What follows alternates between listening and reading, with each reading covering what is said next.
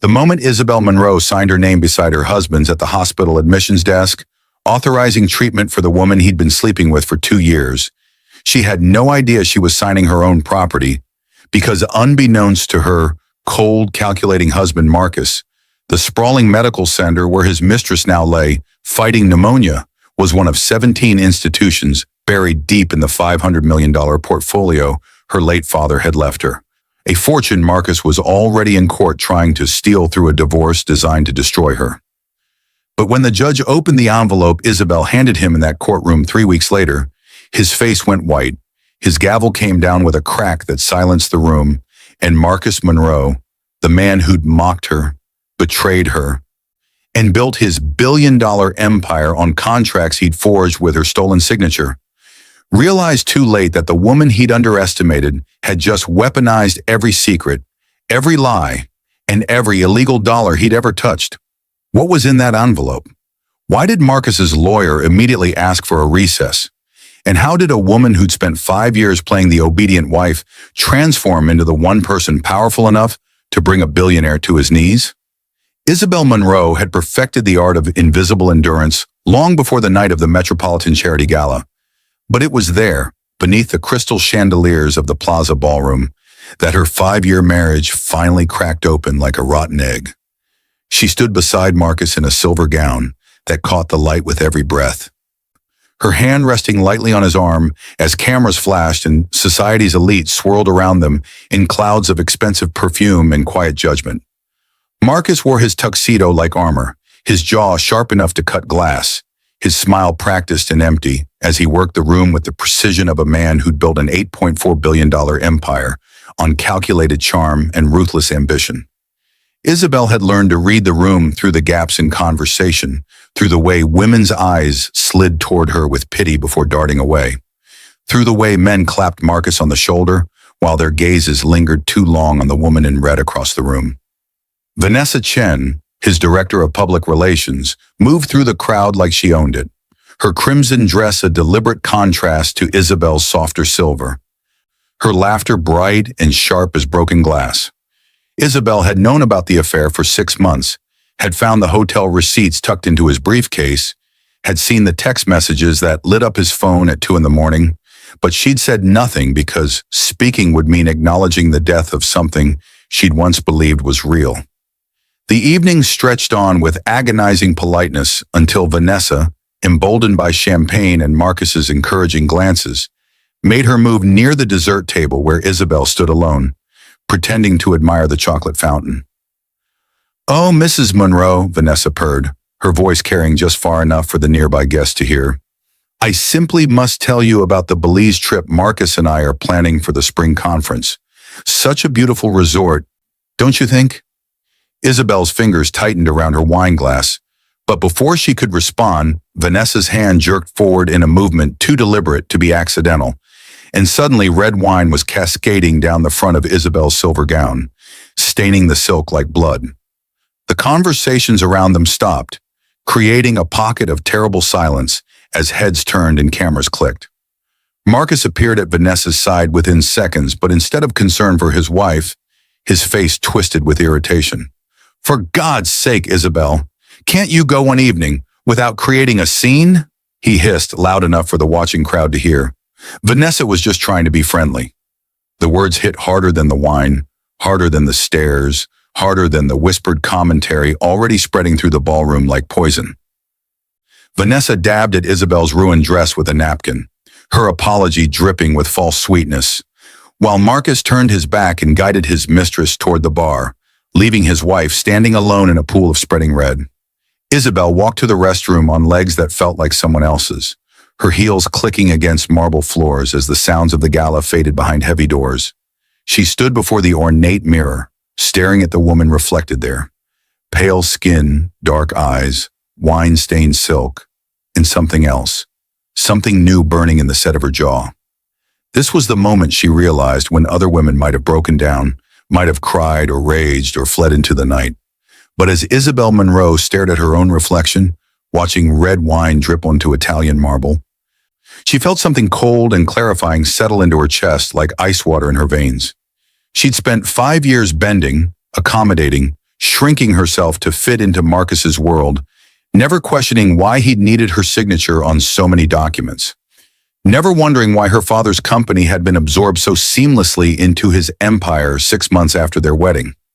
Her father, James Monroe, had died suddenly of a heart attack 3 weeks before she'd met Marcus at a corporate merger party, leaving her orphaned at 23 with a fortune she'd barely understood and grief that made her vulnerable to a man who'd seen opportunity in her tears. Marcus had courted her like a prince from a fairy tale, had married her in a ceremony covered by Forbes and Fortune, and had spent the next 5 years systematically erasing her from her own life while building his reputation on the foundation of her father's legacy. She pulled her phone from her clutch with hands that no longer shook, ignored the 17 texts from Marcus demanding she come back to the ballroom, and instead opened her banking app for the first time in months. Marcus had always handled their finances, had insisted she didn't need to worry about such tedious matters. But now Isabel scrolled through accounts she barely recognized, noting transactions that made her stomach turn. Transfers to offshore accounts, payments to shell corporations, consulting fees that seemed to funnel money away from legitimate businesses and into shadowy holdings she'd never authorized. And there, buried in a folder she'd almost missed, was a digital copy of a contract bearing her signature, a signature she'd never written, authorizing the transfer of her father's pharmaceutical company to Marcus Monroe Enterprises. The date on the document was 2 months after their wedding, a time when she'd been so deep in grief and new marriage that she'd signed whatever Marcus had placed in front of her, trusting him completely. Except this signature was different. The loops too perfect, the pressure too even, and Isabel realized with a clarity that felt like falling that her husband hadn't just betrayed her heart. He'd forged her identity to steal her inheritance.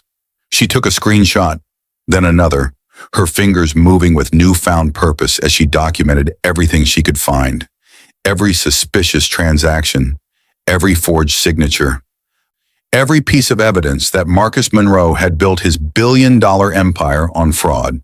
When she finally returned to the ballroom 40 minutes later, her gown still stained, but her spine straight as steel, Marcus was holding court near the bar with Vanessa draped against his side like an accessory. He saw Isabel approaching, and his eyes narrowed with warning, but she simply walked past him, past the stairs and whispers, and out into the New York night where her driver waited. She didn't look back at the glittering building or the man who just made the worst mistake of his life, because Isabel Monroe had just remembered something crucial. She wasn't just the humiliated wife of a billionaire. She was the daughter of James Monroe, the man who'd built an empire on integrity, intelligence, and ironclad contracts. And if Marcus thought he could destroy her with public humiliation and stolen fortunes, he was about to learn that the woman he'd underestimated had inherited more than money from her father. She'd inherited his mind for strategy, his network of loyal allies, and his belief that patience, properly applied, was the most devastating weapon in business. The war had just begun, and Marcus Monroe had no idea he'd already lost. The penthouse was silent except for the rustle of newspaper pages as Marcus Monroe sat at their breakfast table the next morning, coffee steaming beside him, his expression radiating smug satisfaction. Isabel stood by the window overlooking Central Park, still wearing her robe, her face carefully blank as she watched her husband gloat over the morning headlines. Wife of billionaire Marcus Monroe causes scene at charity gala, read one tabloid spread across the marble counter, accompanied by a photo of Isabel's wine-stained dress. Marcus chuckled, a sound like gravel scraping glass, and looked up at her with eyes that held no warmth, no recognition of the woman he'd married, only calculation. I have to hand it to Vanessa, he said, stirring his coffee with deliberate slowness. Staging that little accident was genius. Now when I file for divorce next week, right after the Titan merger closes, everyone will assume you're the unstable one. He paused, letting the words sink in like poison. My lawyers have already drafted everything. You'll get the Connecticut house and $2 million, which is more than generous considering you brought nothing to this marriage but your father's failing company, which I salvaged, by the way. Isabel turned from the window, her voice remarkably steady, despite the rage building in her chest. My father's company wasn't failing, Marcus, Vanguard Pharmaceuticals was valued at $400 million when he died. Marcus's smile widened, showing teeth. Was it? Funny how memories get distorted by grief. The paperwork tells a different story. Shows the company was hemorrhaging money, shows you signed everything over to me willingly because you trusted me to fix it. He stood, buttoning his suit jacket with the practiced ease of a man who'd worn power so long he'd forgotten it could be taken away. The Titan deal closes in 3 weeks, $8.4 billion, the biggest merger in pharmaceutical history, built on the foundation of Vanguard's patents and infrastructure. Once that's done, I'll file papers. You'll sign them like a good girl, and we'll both move on with our lives. He moved toward her, and Isabel forced herself not to step back, not to give him the satisfaction of seeing her flinch. I've already moved Vanessa into the Hudson River condo. She sends her regards. The cruelty was casual, delivered with the same tone he might use to discuss quarterly earnings, and Isabel understood then that she'd never really known her husband at all. After Marcus left for his office in a cloud of expensive cologne and barely concealed triumph, Isabel moved through the penthouse like a ghost, her mind racing through 5 years of memories with new, terrible clarity. She remembered the week after her father's funeral when Marcus had appeared with a stack of documents, his voice gentle and concerned as he'd explained that James had left things in disarray, that Isabel needed to sign power of attorney forms to protect her inheritance while she grieved. She'd been so lost in sorrow, so desperate for someone to take care of the overwhelming legal complexity, that she'd signed without reading, trusting the man who'd held her while she cried and promised to honor her father's legacy. Now she understood those documents hadn't protected anything. They'd been the instruments of theft, carefully crafted to transfer control of Vanguard Pharmaceuticals from her hands to his, while she'd been too broken to notice. She pulled out her laptop and began searching through years of backed-up emails, finding the digital trail Marcus thought he'd erased. There were messages to his lawyer about expediting the signature authorization, discussions with accountants about restructuring the Monroe holdings to absorb the Vanguard assets, and a particularly damning exchange with Vanessa about keeping the wife distracted with charity work while we consolidate power. Each discovery felt like another layer of betrayal, but Isabel didn't cry, didn't rage, didn't give in to the emotion that threatened to overwhelm her. Instead, she picked up her phone and called the one person who'd known her father better than anyone. Richard Castellano, the lawyer who'd drawn up James Monroe's will and had tried to contact Isabel multiple times in the months after the funeral, with calls she'd been too grief-stricken to return. Richard answered on the second ring, his voice wary until he recognized who was calling. "Isabel? My God, I've been trying to reach you for 5 years." She didn't waste time with pleasantries. "Richard, I need to know everything about my father's estate. The real truth, not the version Marcus gave me." There was a long pause, then Richard's voice came back heavy with regret. "Can you come to my office this afternoon? This isn't a conversation for phones, and there are documents you need to see. Documents your husband has been very careful to keep from you." She agreed, hung up, and looked at her reflection in the darkened laptop screen. The woman looking back at her wasn't the grief-stricken girl who'd signed her life away, wasn't the docile wife who'd stood silent while her husband betrayed her in ballrooms and boardrooms. This woman had her father's eyes, his steel spine, and a growing understanding that patience, properly applied, could bring down empires. Richard Castellano's office in Midtown was everything her husband's wasn't: modest, organized, filled with legal texts and photographs of family, rather than ego-stroking magazine covers and corporate trophies. The lawyer was 73 now, silver-haired and sharp-eyed, and when he opened the folder labeled Monroe James, Estate Documentation, his hands shook slightly with what Isabel recognized as anger on her behalf. "Your father was my best friend for 40 years, Richard began, spreading documents across his desk with careful precision. "And what your husband did to his legacy is nothing short of criminal." He pulled out the original will, the authentic transfer documents, the corporate structure James Monroe had established to protect his daughter's inheritance, and beside them, he placed the forged versions Marcus had created. The differences were subtle but damning. signatures that didn't quite match, dates that contradicted official records, clauses inserted that gave Marcus control James Monroe would never have authorized. Your father left everything to you, Isabel. The company, the real estate portfolio, including 17 medical facilities, the investment accounts, $500 million in total assets. Marcus didn't save a failing company. He stole a thriving one and built his empire on your stolen foundation. Richard leaned forward, his voice dropping to barely above a whisper. I tried to contest this 5 years ago, but you wouldn't return my calls. And Marcus's lawyers buried me in motions and delays until I finally had to step back. But I kept copies of everything, including evidence of the forgeries, documentation of the illegal asset transfers, and a list of people inside your father's company who knew what was happening and were too afraid to speak up. He slid a list of names across the desk, former employees of Vanguard, board members who'd been forced out, even a whistleblower in Marcus's accounting department who documented years of financial fraud. If you're ready to fight, Isabel, I'll help you.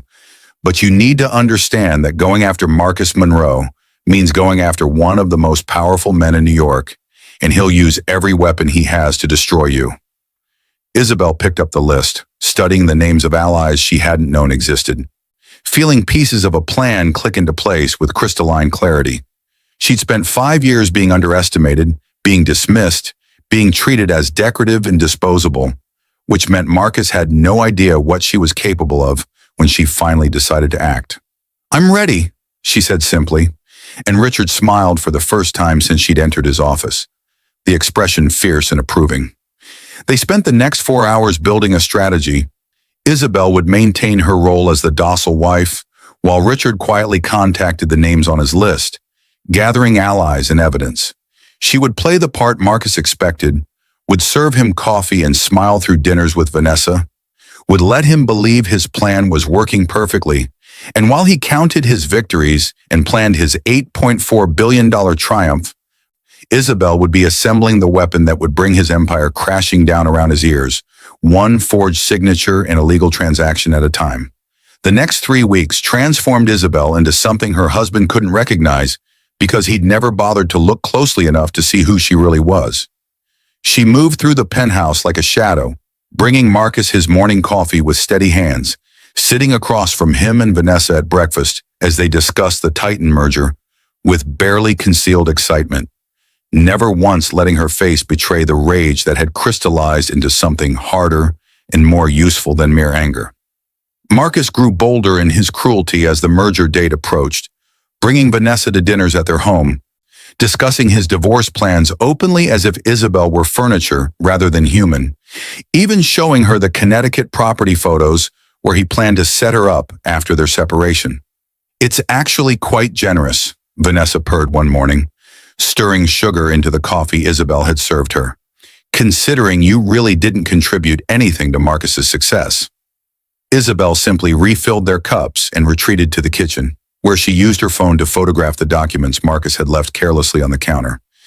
Documents outlining the Titan merger structure, showing exactly how much of the $8.4 billion deal rested on patents and infrastructure stolen from Vanguard Pharmaceuticals. While Marcus thought she was planning charity events and meeting with interior designers, Isabel was actually spending her days in Richard Castellano's office, meeting with the growing network of allies her father's lawyer had assembled. There was David Park, Vanguard's former chief financial officer, who'd been forced out when he questioned the asset transfers and who'd kept meticulous records of every illegal transaction. There was Jennifer Martinez, a junior accountant in Marcus's firm, who'd stumbled onto the forged signatures and had been quietly documenting the fraud for 3 years, waiting for someone brave enough to act. There was even Thomas Wright, a board member from one of the medical facilities Isabel owned without knowing it, Sacred Heart Hospital in Queens, where, as it happened, Marcus had recently admitted his mistress for treatment of severe pneumonia. He signed all the admission papers himself, Thomas explained, his expression grim with irony, used his emergency contact authorization, never realizing he was signing documents at a facility his wife actually owns. The pieces were falling into place with beautiful, terrible precision, and Isabel felt something fierce and cold building in her chest with each new revelation. Richard worked with his paralegal to compile everything into a single devastating package. Photocopies of forged documents alongside authenticated originals, bank records showing the flow of stolen assets from Vanguard to Marcus Monroe Enterprises, testimony from whistleblowers, evidence of offshore accounts holding money that should have been hers, and a complete breakdown of how Marcus's $8.4 billion empire rested entirely on a foundation of fraud and forgery. They built the case the way James Monroe had taught his daughter to build anything, carefully, thoroughly, with attention to every detail and contingency plan for every possible countermove. Isabel learned that the hospital where Vanessa was being treated wasn't just one property, but part of a network of 17 medical facilities her father had acquired over 3 decades. Facilities Marcus had absorbed into his empire and was now using as collateral for the Titan merger. She learned that her father's original company hadn't just been worth $400 million, but had held patents for breakthrough medications, now generating billions in revenue under Marcus's control. She learned that she wasn't just entitled to alimony and a divorce, but was actually the rightful owner of most of what Marcus claimed as his achievement. And most importantly, she learned that her husband's lawyers had made a crucial mistake in their divorce filing. They'd listed all of Marcus's assets without realizing how many of them legally belonged to Isabel, creating a paper trail that would unravel everything the moment someone looked closely enough. The night before the Titan merger was scheduled to close, Isabel sat alone in her father's old office in Queens, a modest space Marcus had never bothered to visit because he'd considered it beneath his attention. The desk where James Monroe had built his empire still held his leather journal, his reading glasses, a photograph of Isabel at her college graduation that he'd kept beside his computer. She opened the journal to a page he'd marked years ago, finding words her father had written about business philosophy. Real power isn't about domination or deception. It's about building something worthy of the people who depend on you and having the patience to see difficult things through to their conclusion. The loudest people in the room are rarely the strongest. Remember that, my smart girl. Tears finally came then, the first she'd allowed herself since the night of the gala. But they weren't tears of weakness or grief. They were tears of recognition, of understanding that her father had prepared her for this moment without either of them knowing it. That every lesson about integrity and strategy had been leading to the day she'd need them most. She wiped her eyes, straightened her shoulders, and looked at the envelope Richard had prepared. A thick manila package containing every piece of evidence they'd gathered, every forged signature, every stolen asset, every illegal transaction that held Marcus Monroe's empire together. Tomorrow, Marcus would stand in a boardroom overlooking Manhattan, surrounded by investors and media, ready to sign the papers that would make him one of the richest men in America. Tomorrow, Vanessa would probably be there too, ready to celebrate her victory over the woman she'd humiliated with red wine and casual cruelty. Tomorrow, they would both be expecting Isabel to be somewhere else, anywhere else, broken and defeated, and preparing to sign away her life in a divorce that would leave her with pennies while Marcus took kingdoms. But tomorrow, Isabel Monroe would walk into that boardroom in her sharpest suit, carrying an envelope that would stop the merger, freeze Marcus's assets, expose his crimes, and reclaim everything he'd stolen from her father's legacy and her own future. She placed the envelope in her briefcase beside a second document Richard had prepared. Legal papers declaring her the rightful owner of Vanguard Pharmaceuticals and all associated holdings. Papers that would transfer control back to her name the moment Marcus's fraud was exposed.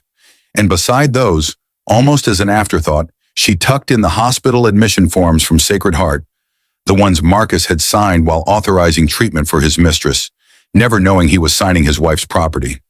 The irony was almost poetic, and Isabel allowed herself a small, cold smile as she locked the office and headed home to sleep one last night in the penthouse she'd soon leave forever, one way or another. The morning of the merger broke clear and cold over Manhattan, the kind of November day that made the city's glass towers look like spears of ice stabbing into a blue-white sky. Marcus left the penthouse at 6, too excited to eat breakfast, barely acknowledging Isabel's existence as he rushed out to meet his lawyers and prepare for his moment of triumph. Isabel waited until his car disappeared around the corner, then dressed with the care of a general preparing for battle. A sharp gray suit that her father had once said made her look like she could run the world. Minimal jewelry, her hair pulled back in a style that meant business, not decoration. She looked at herself in the mirror and barely recognized the woman staring back. Not because she'd changed physically, but because something fundamental had shifted in the set of her jaw, the steadiness of her gaze, the way she held herself like someone who'd stopped apologizing for taking up space. This was the woman her father had raised her to be, before grief and manipulation had convinced her to become smaller, quieter, less. She picked up her briefcase, called her driver, and headed downtown to the address Richard had given her. The offices of the Securities and Exchange Commission, where her lawyer was waiting with federal investigators who'd been very interested in the evidence she'd provided about Marcus Monroe's business practices. The meeting took 90 minutes, and when Isabel emerged, 3 federal agents and 2 SEC attorneys were with her, all carrying boxes of documentation and wearing expressions of grim professional satisfaction. "Mrs. Monroe," the lead investigator said as they loaded into separate cars, "I want you to know that what you've provided us is some of the most comprehensive evidence of corporate fraud we've seen in a decade. The moment you enter that boardroom, we'll be ready to act." She nodded, her heart pounding, but her hands steady, and gave her driver the address of Monroe Tower, the gleaming skyscraper in Midtown where Marcus was probably already holding court, basking in pre-celebration glory, counting money that had never been his to count. When Isabel's car pulled up to the building at exactly 10:30, 30 minutes before the merger signing was scheduled to begin, photographers were already camped outside, investors were streaming through the marble lobby, and the air hummed with the energy of people about to witness financial history. She stepped out of the car and paused for just a moment, letting the cameras catch her, letting Marcus's guests see her walking through the front doors with her head high and her briefcase in hand, looking nothing like the humiliated wife they'd seen at the gala, and everything like the daughter of James Monroe. The receptionist tried to stop her at the elevator, stammering something about the merger meeting being private and invitation only, but Isabel simply smiled and said, "I'm Mrs. Marcus Monroe, and I have something my husband needs to see immediately."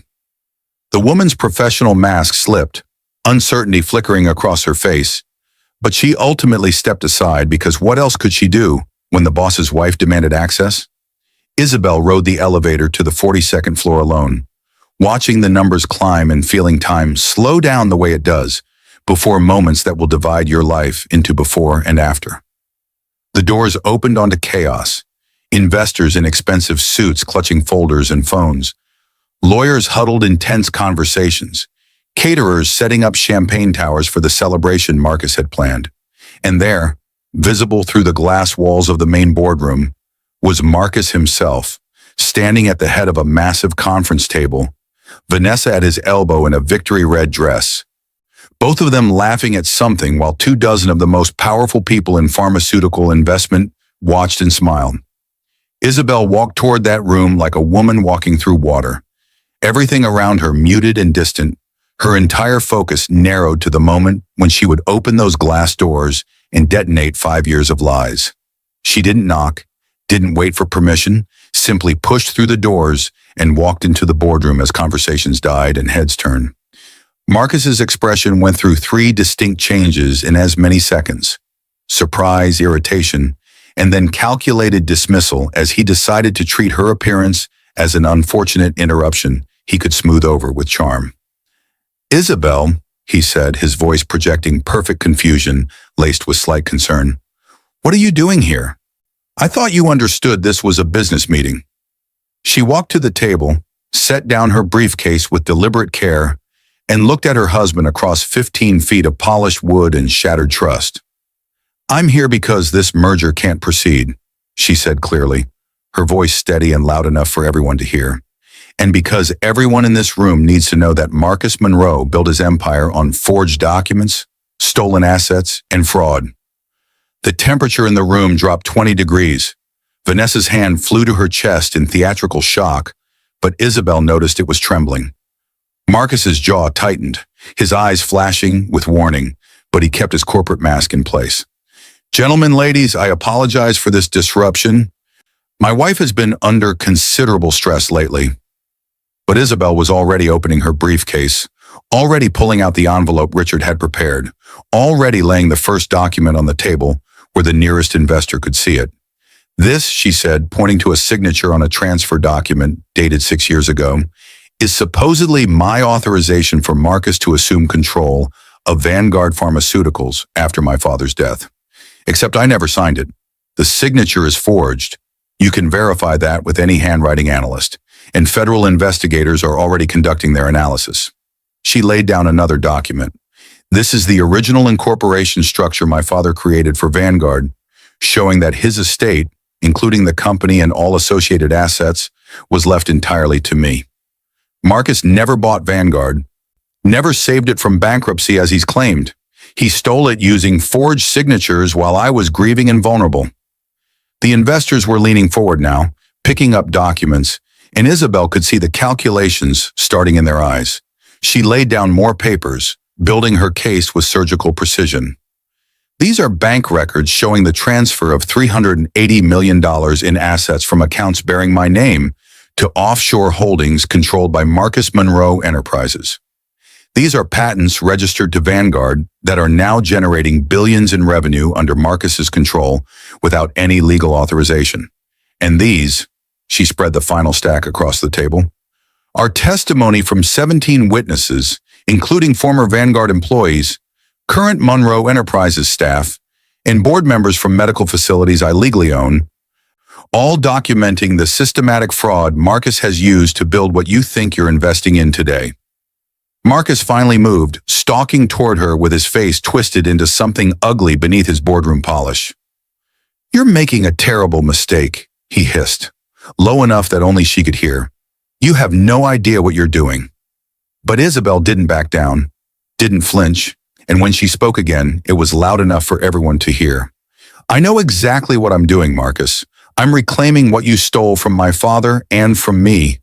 And I'm making sure that everyone in this room understands that the Titan merger is built on a foundation of fraud, which means anyone who proceeds with this deal is complicit in illegal activity that the SEC is already investigating." As if summoned by her words, the boardroom doors opened again, and the federal agents Isabel had met with that morning walked in, badges held high, their presence transforming the room from a site of corporate triumph to a crime scene in seconds. The lead investigator addressed the room with bureaucratic formality. "Ladies and gentlemen, we're here to execute a warrant to seize records related to Marcus Monroe's business practices and to freeze all assets associated with Monroe Enterprises pending investigation of securities fraud, forgery, and embezzlement. This merger is suspended indefinitely. The champagne towers in the hallway might as well have been crystal bombs for the effect those words had on the assembled investors. What happened next moved with the speed of dominoes falling in patterns too perfect to be anything but inevitable. Marcus's lawyer immediately requested a recess, his face gray with the dawning understanding that his client was radioactive and he'd just become complicit in something career-ending. The investors began filing out, some furious, some confused, all of them making urgent phone calls to their own legal teams and wondering how much they could salvage. Vanessa tried to approach Marcus, tried to take his arm in some gesture of support or solidarity, but he shook her off with barely concealed contempt. And Isabel watched the mistress's expression crack as she realized she'd backed the wrong horse and was about to get trampled in the stampede. The federal agents escorted Marcus into a private conference room for questioning while his lawyer scrambled to manage the disaster. And through the glass walls, Isabel could see her husband's perfect posture finally breaking, his shoulders curving inward as 5 years of criminal arrogance collided with consequences. She didn't stay to watch more of his unraveling, didn't need to because the machinery of justice was in motion now, and nothing Marcus said or did would stop what was coming. Instead, she gathered her documents, accepted the business cards of 6 different investors who wanted to discuss the situation privately when things were clearer, and walked out of Monroe Tower for the last time, leaving behind the building that bore her stolen name and the man who tried to erase her. The media caught wind within hours, and by evening the headlines Isabel had dreaded for 5 years were finally perfectly destroying the right person. Billionaire Marcus Monroe, Facing federal fraud charges, proclaimed the Wall Street Journal. Pharmaceutical merger collapses as CEO's criminal past exposed, announced Bloomberg. Monroe built empire on forged documents, wife says in bombshell reveal. The Post crowed with barely concealed delight. Isabel's phone exploded with calls. Reporters, lawyers, former friends suddenly remembering she existed. But she ignored all of them except one. A text from Richard Castellano with 3 words and a champagne emoji. Your father proud. She was in her father's old office in Queens when the police arrested Marcus that night. Watching the news coverage on the dusty television, someone had wheeled in from a storage closet. They walked him out of the penthouse in handcuffs while cameras flashed and reporters shouted questions he didn't answer. His $1,000 suit rumpled and his carefully cultivated image in ruins. Vanessa was visible in one shot, being escorted out separately, her red dress replaced by sweats and her perfectly made-up face streaked with tears. And Isabel felt nothing. Not triumph, not pity, just a cold acknowledgement that the woman had chosen her role and would now live with the consequences. The legal proceedings stretched over the next 3 months, but the outcome was never in doubt once forensic analysts confirmed what Isabel had known. Every signature Marcus had attributed to her was a forgery. Every asset he'd claimed was stolen. Every triumph in his career built on fraud so comprehensive it would take years to fully untangle. The divorce Marcus had planned became unnecessary because the criminal case superseded everything. And when the judge finally ruled on the asset distribution, she awarded Isabel not just her father's original company, but damages for the emotional distress and loss of income she suffered during 5 years of systematic financial abuse. The $500 million fortune Marcus had tried to steal through divorce was returned to Isabel's control, along with penalties that pushed the total to nearly $700 million. The medical facilities, the patents, the real estate holdings, even the penthouse and the Connecticut property Marcus had planned to give her as a consolation prize. All of it reverted to the name Monroe, but this time meaning Isabel rather than Marcus. The man himself was sentenced to 15 years in federal prison for fraud, embezzlement, and racketeering, though legal experts speculated he'd serve less with good behavior. Not that it mattered because his reputation was incinerated beyond any hope of resurrection. Vanessa Chen disappeared from public life, her career in ruins and her social media accounts deleted. Last seen boarding a flight to Singapore, according to gossip sites that track such things with gleeful precision. The Titan merger never recovered, dissolving into lawsuits and recriminations that would occupy pharmaceutical industry lawyers for the next decade. And Isabel, the woman who'd stood silent while wine stained her dress and her husband mocked her in front of New York's elite, became something else entirely. Not just the wrong wife who'd gotten revenge, but the CEO who'd reclaimed her father's company and was transforming it into something that honored his memory rather than exploiting it for profit. She moved out of the penthouse the day after Marcus's arrest, never looking back at the space that had been her gilded cage, and set up temporary residence in a modest apartment in Queens, close to her father's old office where she was rebuilding Vanguard from the ground up. The first thing she did was rehire every employee Marcus had forced out, bringing back the scientists and administrators who'd been loyal to James Monroe and who knew what the company had stood for before fraud had corrupted its foundation. The afternoon she returned to what was legally confirmed as her hospital, Sacred Heart in Queens, where Marcus had unknowingly signed admission forms for his mistress. Isabel stood in the administrative wing, looking at documents that outlined the facility's financial struggles under Marcus's management. He'd bled it for profit, raised prices, cut staff, prioritized revenue over care, in ways that would have horrified her father. She called an immediate board meeting, fired every administrator Marcus had installed, and announced a radical restructuring that would lower patient costs while improving care quality, funded by the massive settlement she'd won from her ex-husband's criminal enterprise. This hospital will operate the way my father intended all his holdings to operate, she told the assembled staff, many of whom were crying with relief, as a service to the community, not a vehicle for enriching executives. It was the first of many changes she would make across the 17 medical facilities, changes that would cost her millions in short-term profits, but would rebuild the reputation James Monroe had spent a lifetime creating. 3 months after the trial ended, Isabel stood once again in her father's office in Queens, but this time the space was alive with activity. Contractors were renovating the building into a proper headquarters. Young executives were moving through the halls with the energy of people building something meaningful. And on her desk sat a glass display case containing a wine glass filled with amber marbles, each one representing a day she'd waited patiently while gathering the evidence to bring down Marcus Monroe's empire.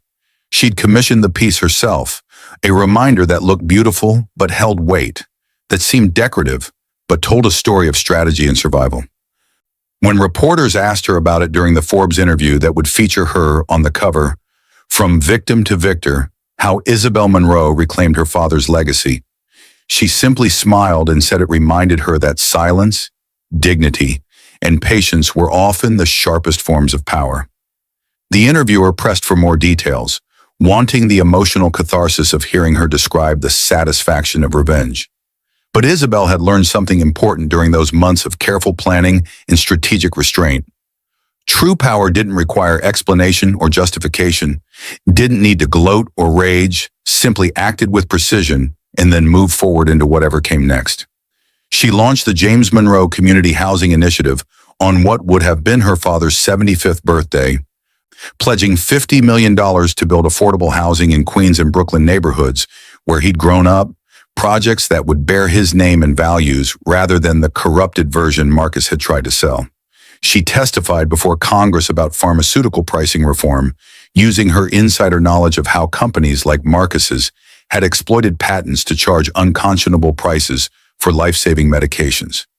She gave interviews about corporate fraud and the importance of women maintaining control of their own finances, becoming an unlikely advocate for financial literacy and legal reform.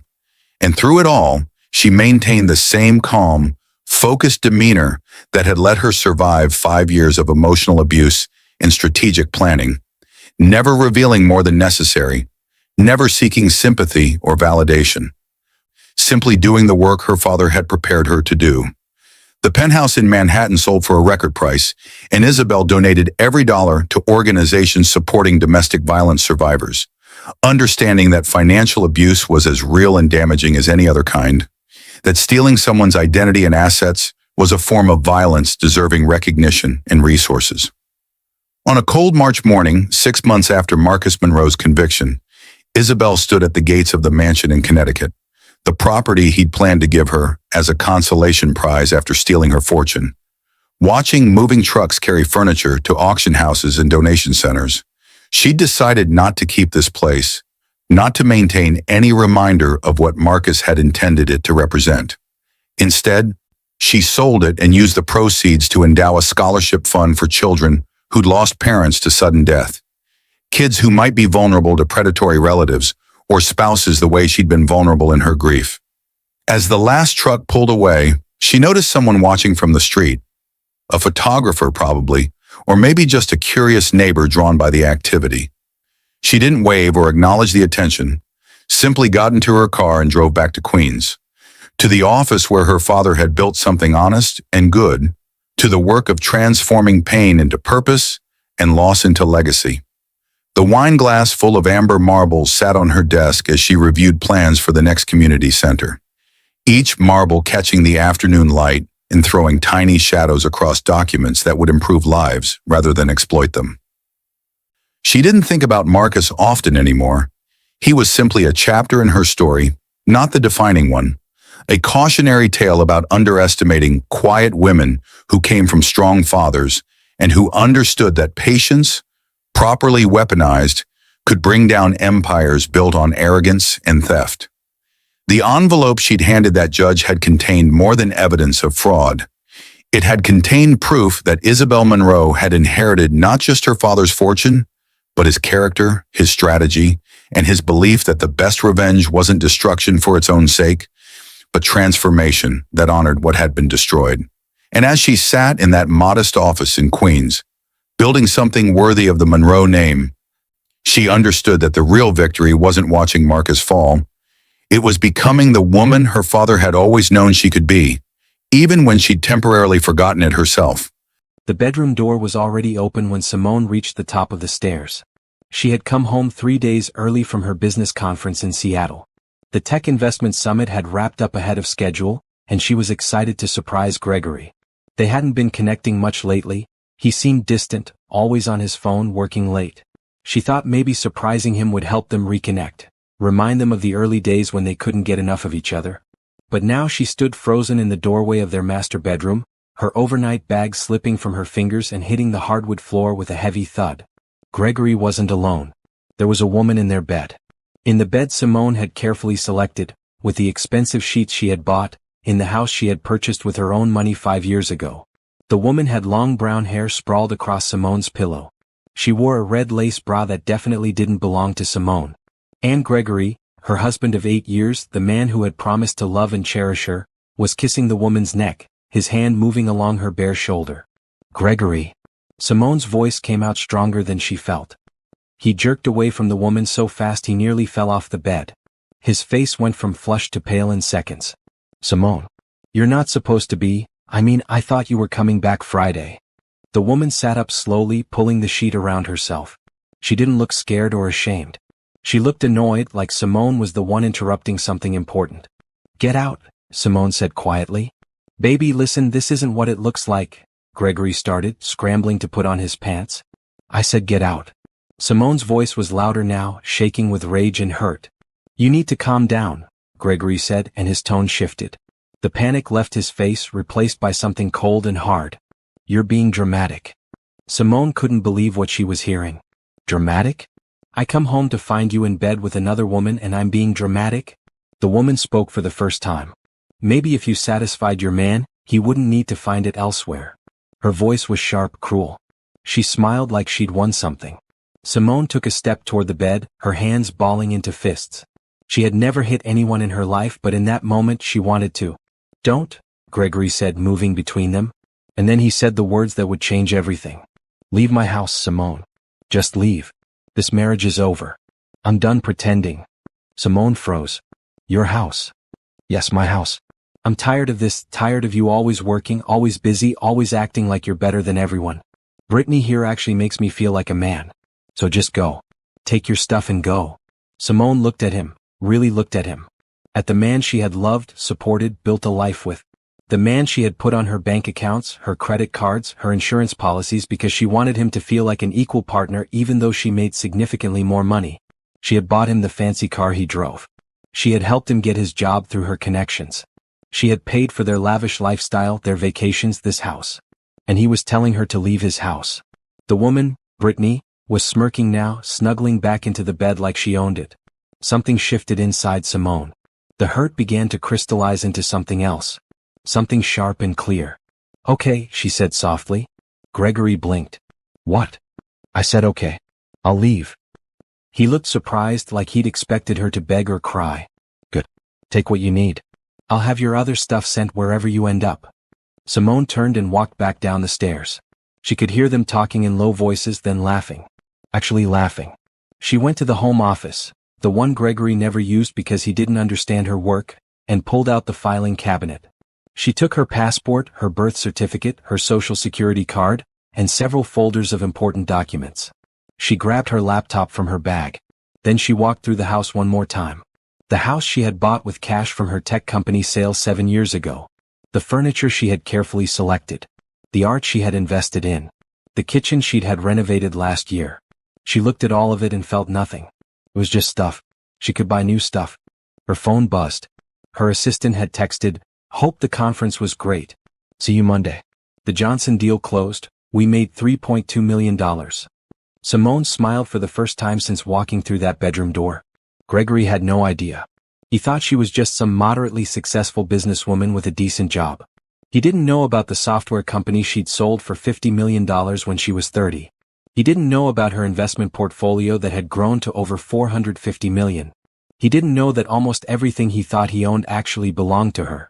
She had kept her business life mostly separate from her personal life.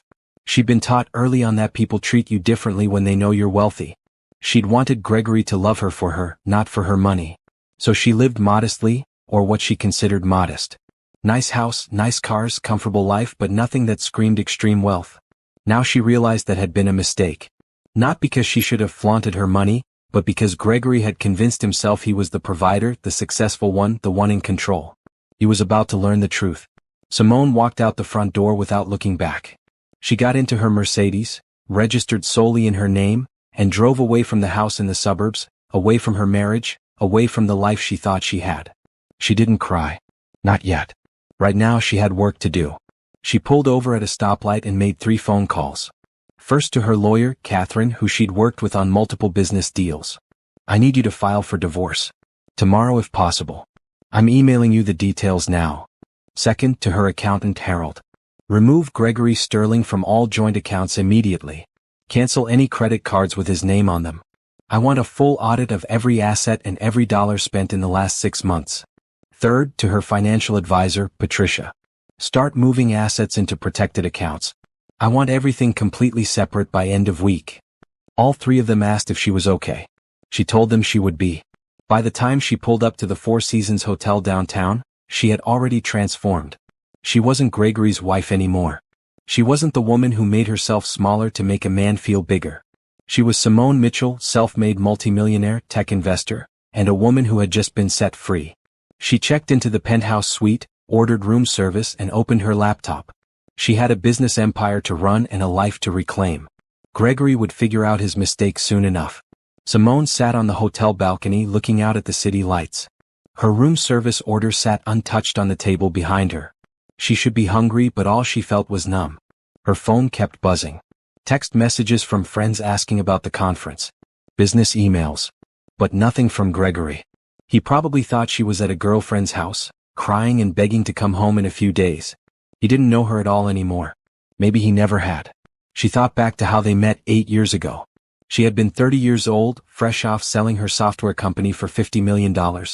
She'd started that company in her tiny apartment at 25, working 20-hour days, teaching herself to code, maxing out credit cards, believing in herself when nobody else did.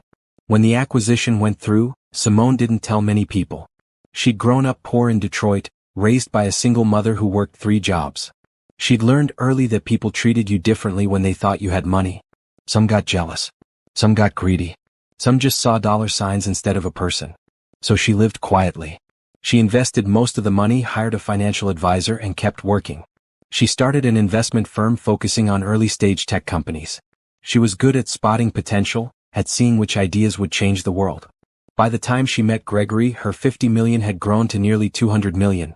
But nobody looking at her would know it. She drove a nice but not flashy car. She lived in a decent apartment. She wore professional clothes but nothing obviously expensive. She'd met Gregory at a tech conference in San Francisco. She was there as an investor looking at potential opportunities. He was there representing his marketing firm trying to land tech clients. He'd approached her during a networking session. Tall, handsome, confident. He had warm brown eyes and a smile that made her feel like she was the only person in the room. You look like someone who's actually accomplished something real, he'd said, handing her a glass of champagne. Everyone else here is just pretending. They talked for hours. About their childhoods, his in the suburbs of Chicago, hers in Detroit. About their ambitions. About what they wanted from life. He told her about his dreams of running his own marketing company someday. She told him she worked in tech investments, but kept the details vague. He didn't ask too many questions about her work. She liked that. Most men either felt threatened by successful women or tried to get close to them for the wrong reasons. Gregory seemed genuinely interested in her as a person. They dated long distance for 6 months. Him in Chicago, her in New York. He'd fly out to see her on weekends. He'd bring her flowers, take her to nice restaurants, make her laugh. He never asked her to pay for anything, always insisted on taking care of the bills. She appreciated his pride, his desire to be a gentleman. When she told him she was thinking of relocating her business to Chicago to be closer to him, he'd been thrilled. I can't believe you'd do that for me, he'd said, holding her close. Looking back now, Simone wondered if she'd missed warning signs. Had Gregory loved her or had he loved the idea of her? A successful woman who made him look good? They got married after 2 years of dating. Small ceremony, just close friends and family. Simone's mother had pulled her aside the morning of the wedding. Baby, are you sure about this? Her mother had asked, adjusting Simone's veil. You've only known him 2 years. You're financially stable. You don't need a man to complete you. I know, Mom. But I love him. And he loves me. I don't want to be alone forever just because I'm successful. Her mother had hugged her tight. Just promise me you'll protect yourself. Keep your money separate. I'm not saying he's a bad man, but money changes people. You worked too hard to lose it all. Simone had nodded, but she hadn't really listened. She wanted to believe in her marriage, in their partnership. So while she kept most of her assets in her name, she added Gregory to some accounts. She bought the house and put both their names on the deed. She leased him a luxury car through her company. She helped him land a better job through her connections. She told herself she was being a good wife, a supportive partner. Now she realized she'd been making herself smaller, dimming her light, hiding her success so he could feel like the man of the house. And what had it gotten her? A cheating husband who didn't even know who she really was. Simone's phone buzzed again. This time it was Catherine, her lawyer. "I've filed the preliminary paperwork," Catherine said when Simone answered. "Emergency motion to freeze joint assets pending divorce proceedings. I also sent a formal notice to Gregory that he needs to vacate the premises within 30 days. The house is in my name alone?" Simone asked, even though she knew the answer. "Checked and double-checked. You purchased it before the marriage with your own funds. It's solely yours. The car registered to him is a company lease under your business. His name is on 2 credit cards and 1 checking account, all of which have now been frozen. I'm going through everything with Harold to make sure we have a complete picture." "What about his claim to any of my business assets?" Catherine laughed. "He has no claim. Your investment firm was established before the marriage, all profits have been reinvested in your name, and you have ironclad documentation. Even in Illinois, which is not a community property state, he'd have to prove he contributed to the growth of the business. From what you've told me, he didn't even know the extent of your business." Simone felt relief wash over her. "Good. Simone, I have to ask, are you okay? I know this must be devastating." "I'm angry," Simone admitted, "but I'm also clear-headed. I built my life before him and I'll build it after him. He just doesn't know it yet.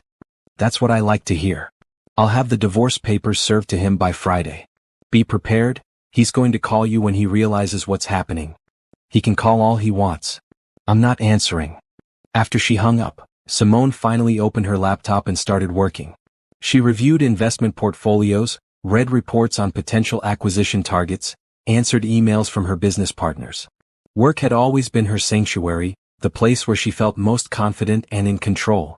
By midnight, she'd approved 3 new investments and scheduled 5 meetings for the following week. She'd also drafted an email to her team letting them know she was going through a divorce but it wouldn't affect business operations. Before she went to bed, she did one more thing. She changed all her passwords. Bank accounts, credit cards, social media, email. Everything. She enabled 2-factor authentication on everything she owned. Then she blocked Gregory's number, blocked him on social media, and deleted every photo of him from her phone.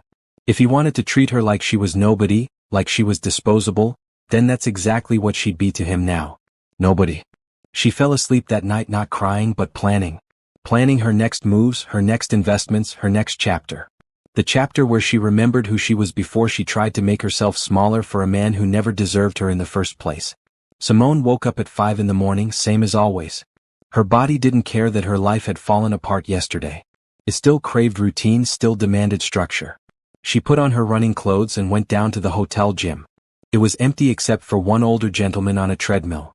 She chose a machine far from him and started running. With each step she felt stronger. Her legs burned, her lungs worked hard, but her mind began to clear. She ran for an hour, pushing herself harder than usual, sweating out the anger and hurt and confusion. By the time she finished and returned to her room, she felt almost human again. She showered, dressed in a sharp business suit and ordered breakfast. Today was Thursday. She had meetings scheduled, business to conduct, a life to live. She wouldn't hide. She wouldn't fall apart. She would do exactly what she'd always done, work hard, stay focused and build her empire. Her phone rang at 8. It was Harold, her accountant. "Good morning, Simone.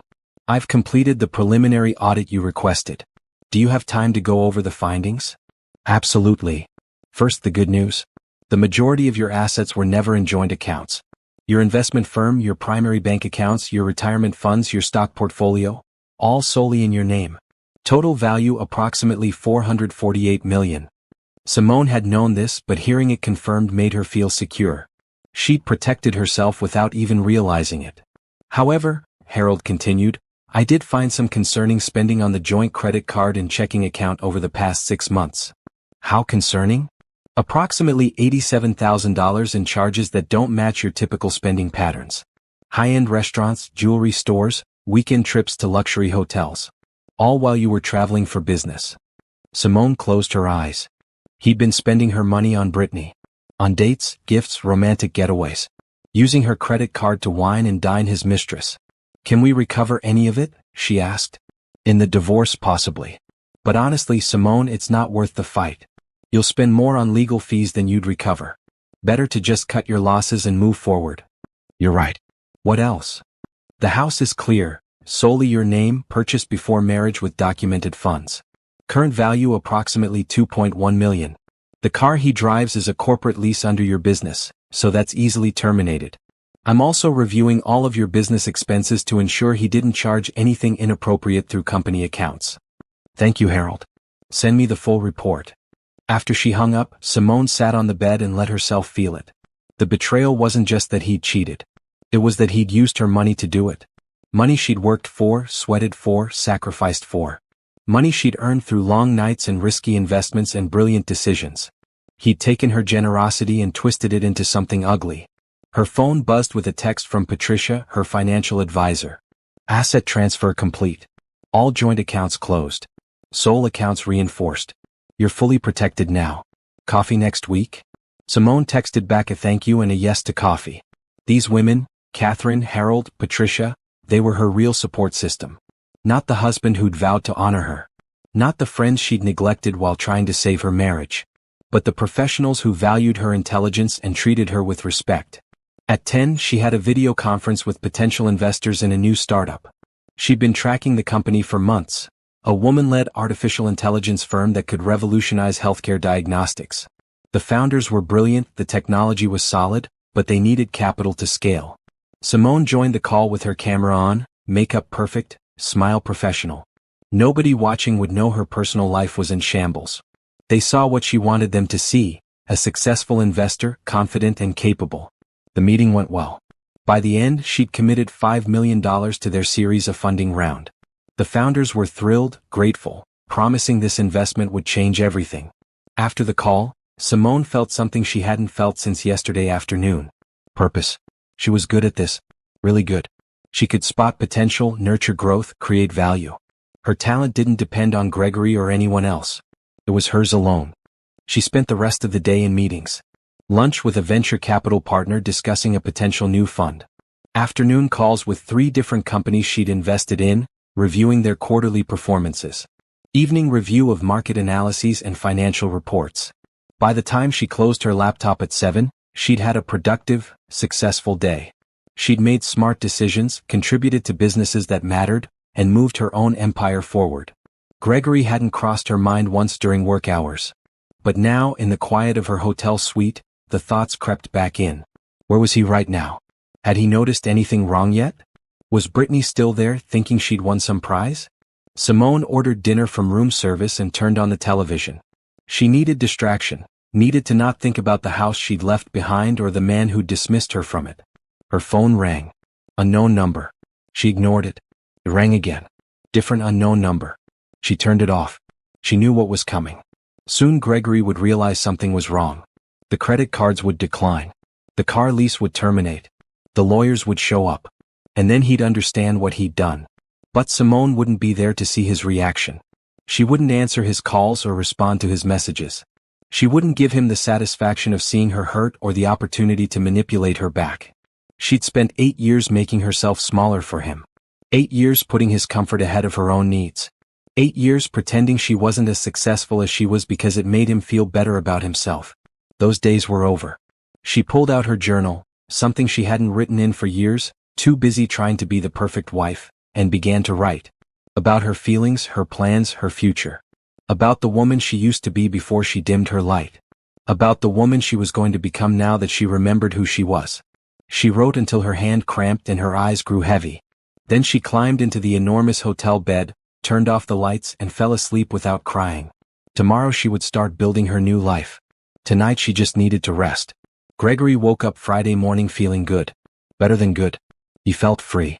Simone had actually left. He'd expected her to come crawling back by now, begging him to talk, to work things out. But she hadn't called, hadn't texted, hadn't shown up. Maybe she was finally getting the message that he was done with the marriage. Brittany stirred beside him. She was younger than Simone by almost 10 years, more fun, more exciting. She didn't talk about work all the time or spend her evenings on her laptop. She made him feel alive. "Morning, baby," she murmured, running her hand across his chest. "Can't believe we have this whole place to ourselves now." Gregory smiled. "Told you it would work out." He got up and headed to the shower, already planning his day.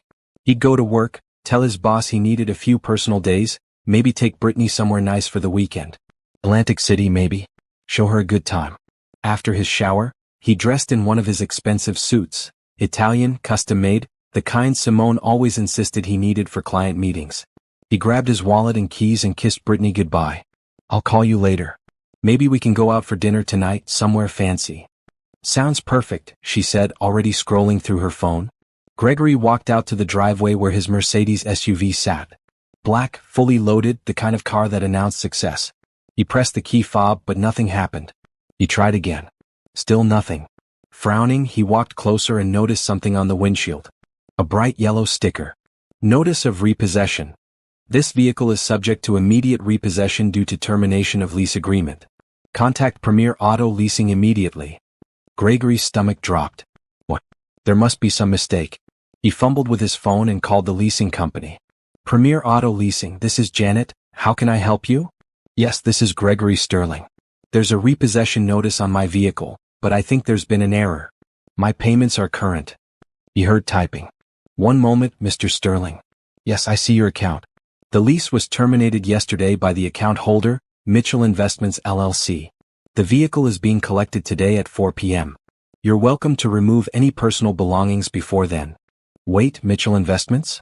That's my wife's company. She can't just terminate my car lease."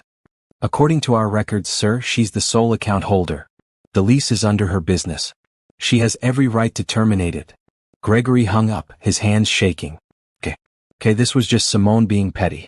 She was mad, trying to punish him. He'd call her, explain that she was overreacting, get her to calm down. He dialed her number. It went straight to voicemail. He tried again. Same thing. He texted her, "Simone, we need to talk. You can't just take my car. Call me." No response. Fine. He'd go to work, use the day to think, figure out how to handle this. He called an Uber and waited, watching as his Mercedes, his car, the car he'd driven for 3 years, sat there with that humiliating yellow sticker on the windshield. When he got to his office, his assistant looked nervous. "Mr. Sterling, there's a woman here to see you. She says it's urgent. She's from a law firm." Gregory's blood ran cold. "Send her in." A woman in a crisp suit walked into his office carrying a manila envelope. "Gregory Sterling? You've been served." She handed him the envelope and walked out before he could respond. With trembling hands, Gregory opened it. Divorce papers. Filed by Simone Mitchell, represented by Catherine Foster of Foster and Associates. Request for immediate dissolution of marriage, division of assets, and, his eyes widened, eviction from the marital home. Eviction? From his own house? He kept reading. According to the documents, the house at 2847 Riverside Drive was purchased by Simone Mitchell before their marriage with solely her funds. Title was solely in her name. He had no legal claim to the property and was required to vacate within 30 days. Gregory's hands were shaking so badly he almost dropped the papers. This couldn't be right. They'd bought that house together. They'd looked at properties together, discussed neighborhoods, picked out furniture. It was their home. He grabbed his phone and called his bank to check their joint account, the one they used for household expenses. "The account you're referring to has been closed," the automated system informed him. He tried one of their credit cards. "This card has been canceled," the voice said. Another credit card. "This account is no longer active." Panic set in. Gregory tried logging into their online banking. Username and password not recognized. He called the bank, was put on hold, transferred 3 times, until finally someone explained that Simone Mitchell had closed all joint accounts and removed his access to any accounts bearing her name. "But those are our accounts," Gregory shouted into the phone. "She can't just close our accounts." "Sir, according to our records, Ms. Mitchell was the primary account holder. She has every legal right to close accounts in her name." Gregory hung up and stared at his desk. His heart was pounding. His mouth felt dry. What was happening? How had Simone done all this in less than 2 days? His office phone rang. It was his boss, Richard. Gregory, can you come to my office, please? Gregory walked down the hall on shaky legs. Richard was sitting behind his desk looking uncomfortable. Sit down, Gregory. We need to talk. If this is about the personal day I need. It's not about that. I received a call this morning from Catherine Foster. She's a lawyer representing Simone Mitchell. Do you know her? Gregory nodded slowly. She's my wife. Soon to be ex-wife, apparently. Richard sighed. Gregory, I don't know how to say this delicately, so I'll just say it. The only reason you have this position is because of Simone's connections. She invested in our parent company 3 years ago and recommended you for this role. Now her lawyer is informing us that she's divesting from the company and requesting that we reevaluate your position here. The room spun. You're firing me? Not immediately. But the board is meeting next week, and honestly, without Simone's backing, I don't know if I can protect your position. Your performance has been adequate, but the reality is, your salary is higher than we'd normally pay for your level, and that was only because of her influence. Gregory walked back to his office in a daze. This couldn't be happening. His car, his bank accounts, his house, now his job? Everything was falling apart. He tried calling Simone again. Voicemail. He sent another text. Please, we need to talk. I know you're angry, but this is going too far. Nothing. He called his mother. Mom, I need to stay with you for a while. Simone and I are getting divorced. Oh honey, I'm so sorry. Of course you can stay here. What happened? Gregory couldn't tell her the truth, that he'd cheated, that Simone had kicked him out, that everything he thought he owned was actually hers. It's complicated. I'll explain when I get there. His phone buzzed. A text from Brittany. Hey babe, I tried to use your credit card for groceries and it got declined. Everything okay? Gregory closed his eyes. He'd given Brittany one of the credit cards, technically Simone's credit card, to use whenever she needed anything. He'd like being able to take care of her, to provide for her. It made him feel important. Now that card was worthless. He texted back, there's been a mix-up with the accounts. I'll get you cash later. But he didn't have cash. His last paycheck had gone into the joint account that Simone had closed. He had maybe $300 in his personal wallet. Gregory spent the rest of the day in his office, door closed, trying to figure out what to do. He called 3 lawyers, but when they heard he was going against Simone Mitchell, 2 of them declined to take his case. The third one agreed to a consultation but wanted a $10,000 retainer. Money Gregory didn't have. By the time he left work that evening, taking another Uber because his car was gone, Gregory finally understood what had happened. Simone wasn't just leaving him. She was erasing him. Removing him from every part of the life he thought they'd built together. And the worst part? He was realizing that none of it had ever been his life at all. It had always been hers. He'd just been living in it. The weekend was the longest of Gregory's life. He'd packed what he could fit into 2 suitcases and moved into his mother's spare bedroom in her small house in the suburbs. She'd asked questions, but Gregory couldn't bring himself to tell her the whole truth. He said it was a trial separation, that he and Simone were having problems, that they needed space. His mother accepted this with worried eyes. Are you sure there's nothing you can do to fix it? Marriage is work, honey. Sometimes you have to fight for it. Gregory almost laughed. Fight for it? Simone had already won the war before he knew it had started. Brittany had stopped answering his calls after Friday night. He'd taken her to dinner with the cash in his wallet, but when she'd wanted to go shopping afterward and he'd said he didn't have the money, she'd gotten quiet.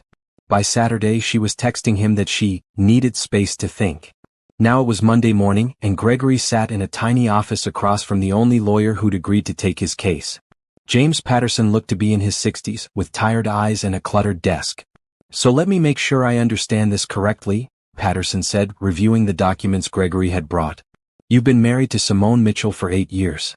When you filed for divorce, you thought you'd get half the assets. But now you're discovering that everything is in her name. Everything, Gregory confirmed miserably. The house, the cars, the bank accounts. Even my job was because of her connections. Patterson pulled up something on his computer and whistled low. Gregory, do you know who your wife is? Like really know? She works in tech investments. She does pretty well. Pretty well? Patterson turned his computer screen around. It showed a business article from 2 years ago. The headline read, Top 50 Under 50, Female Investors Changing the Game. There was Simone's photo. And next to it, a caption, Simone Mitchell, founder of Mitchell Investments, with a portfolio valued at over $400 million. Gregory stared at the screen. $400 million? That couldn't be right. This must be a mistake. Simone never told me she had that kind of money. Did you ever ask? Gregory thought back. Had he? In their early days he'd known she worked in tech. She'd mentioned investments, mentioned doing well. But he'd never pressed for details.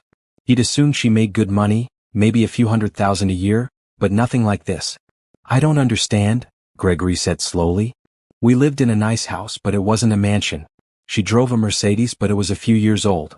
We took nice vacations, but nothing crazy. If she had $400 million, why weren't we living like millionaires? Patterson leaned back in his chair. Maybe because she didn't want people treating her differently. Maybe because she wanted to know people loved her, not for her money. Did you ever think of that? The words hit Gregory like a punch. Is that what Simone had thought? That he'd only want her for her money? Is that why she'd kept it a secret? But no, she was the one who'd left things out. She was the one who'd been dishonest.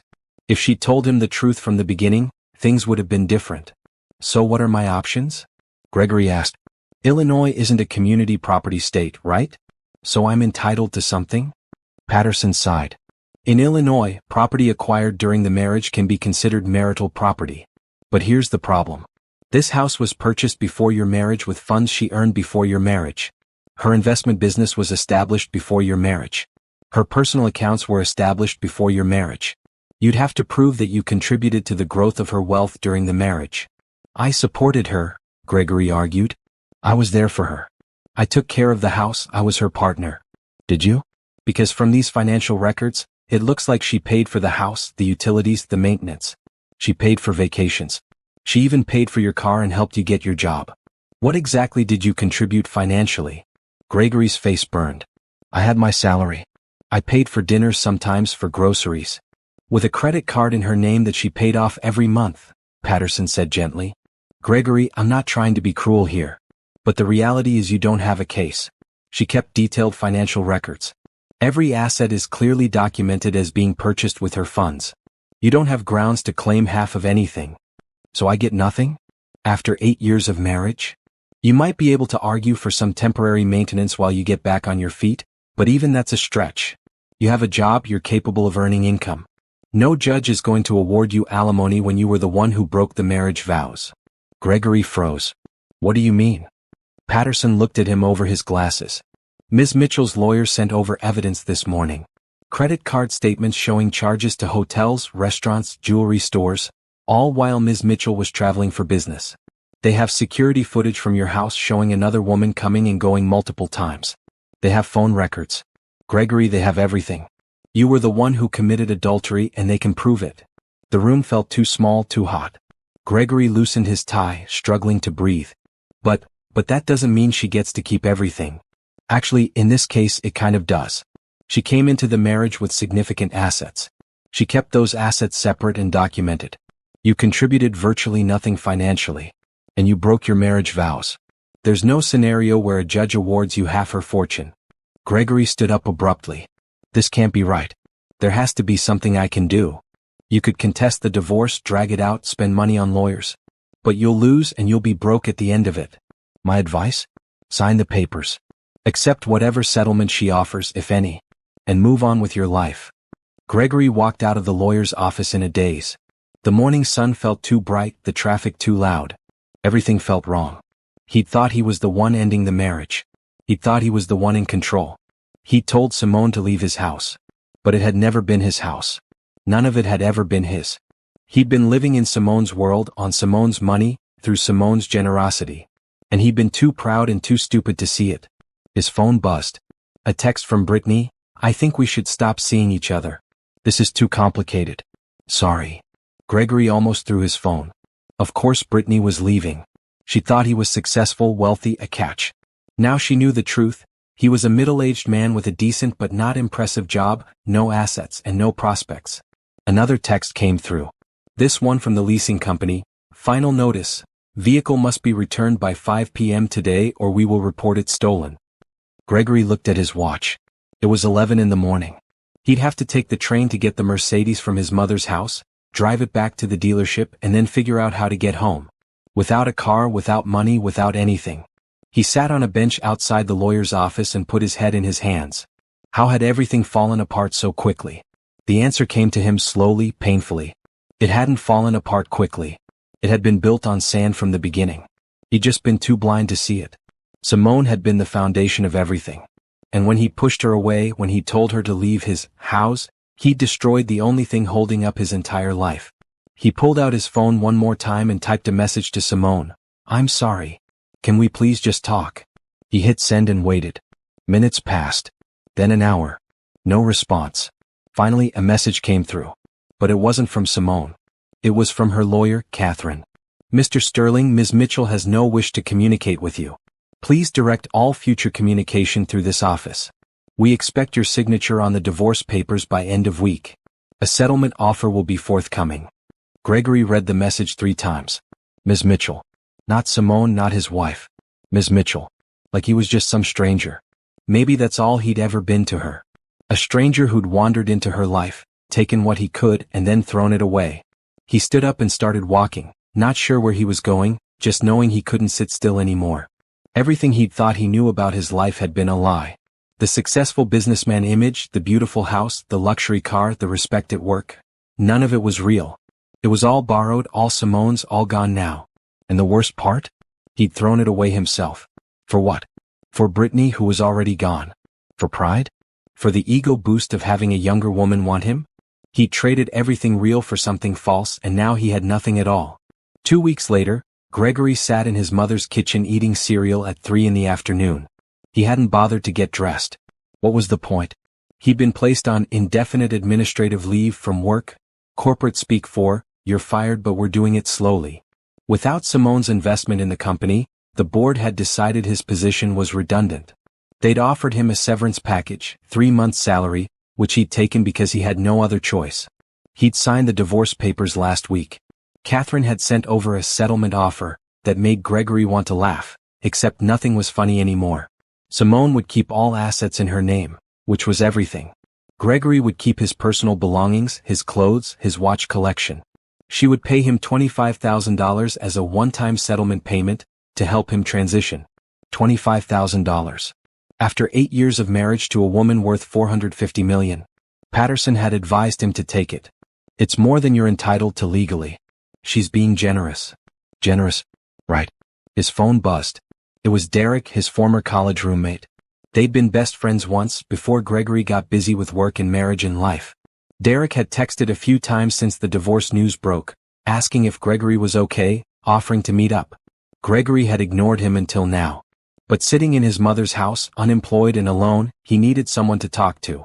"Yeah, let's meet," he texted back. They met at a sports bar near Derek's office.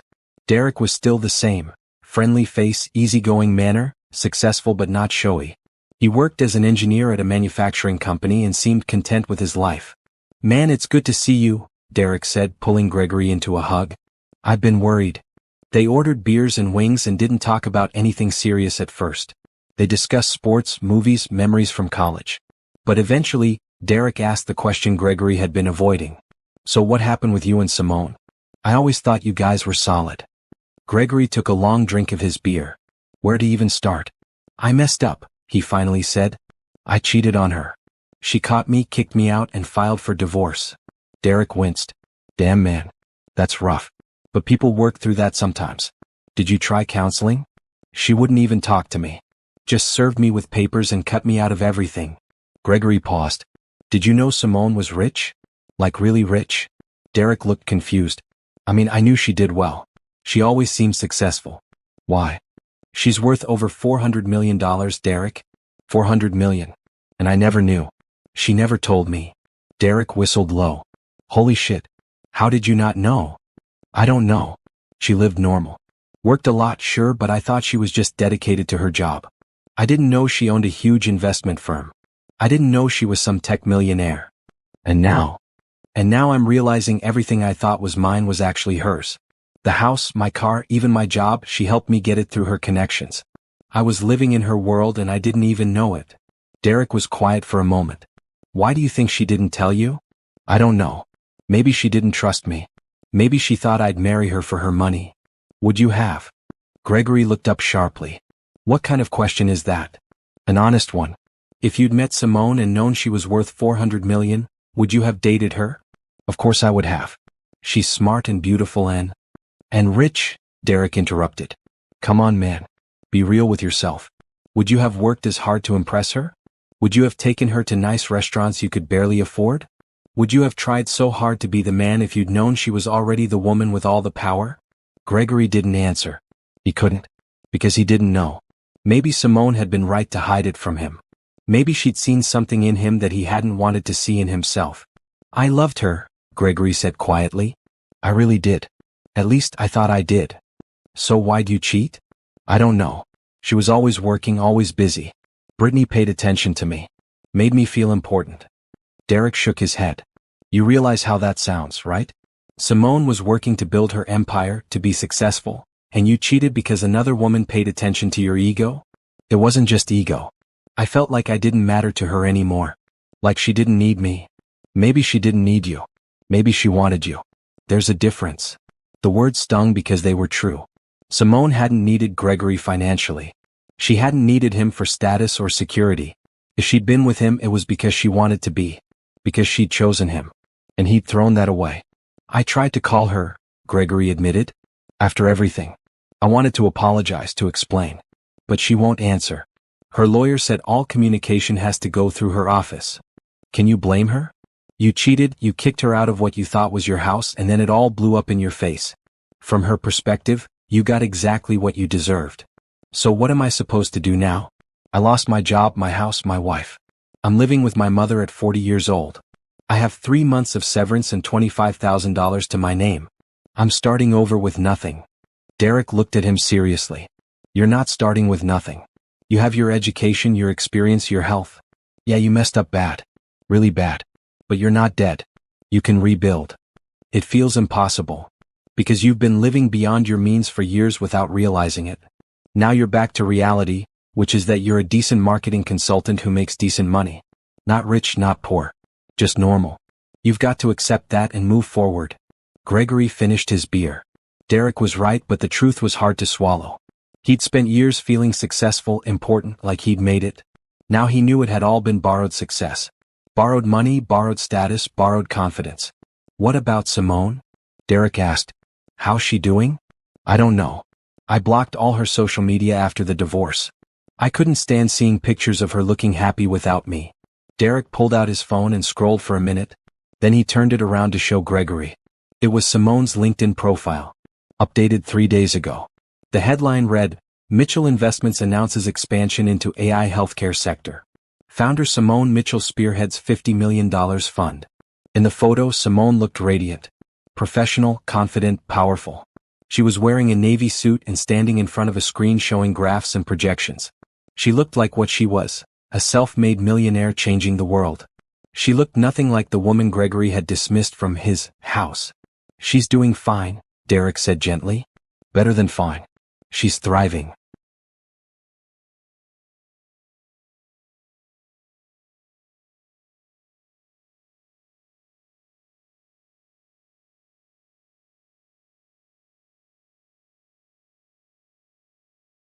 Gregory looked at the picture and felt something twist in his chest. Not quite regret, not quite longing. Something more complicated. He'd had the love of an incredible woman. A woman who'd built an empire, who'd chosen him despite having every option in the world, who'd tried to make him feel equal even when they weren't. And he treated her like she was lucky to have him. I really messed up, Gregory said again. Yeah, Derek agreed. You did. Now the question is, what are you going to do about it? There's nothing I can do. She won't talk to me. It's over. I don't mean with Simone. I mean with yourself. Are you going to sit in your mom's house feeling sorry for yourself? Or are you going to figure out who you really are and build something real? Gregory didn't have an answer. Not yet. But as he left the bar that evening and took the train back to his mother's house, he thought about Derek's question. Who was he without Simone? Without her money, her connections, her success propping him up? He honestly didn't know. And that scared him more than anything else. Simone stood at the floor-to-ceiling windows of her new penthouse apartment, looking out at the Chicago skyline. The apartment was stunning, modern, sleek, filled with natural light. 3 bedrooms, 3 bathrooms, a chef's kitchen she'd never use, and a view that made her feel like she was on top of the world. She'd bought it 2 weeks ago, paying cash. The real estate agent had nearly fainted when Simone's bank transfer cleared within hours. This was her fresh start. Her real life, the one where she wasn't hiding who she was or what she'd accomplished. "This place is incredible," said Jennifer, her best friend from college who'd flown in for the weekend. Jennifer was a professor of literature at Northwestern and one of the few people who'd known Simone before she made her fortune. "I'm so proud of you." Simone smiled. "Thanks. It feels good to be in a space that's really mine, you know? The old house. Even though it was in my name, it still felt like ours. Like I was sharing it. This is just mine." "No shared spaces," Jennifer agreed, raising her glass of wine. "Here's to new beginnings and leaving lying men in the dust." They clinked glasses and Simone felt lighter than she had in months. The divorce was finalized. Gregory was completely out of her life. She'd reclaimed her space, her money, her power. Now it was time to reclaim herself. "So tell me about this foundation you're starting," Jennifer said, settling onto the white leather couch.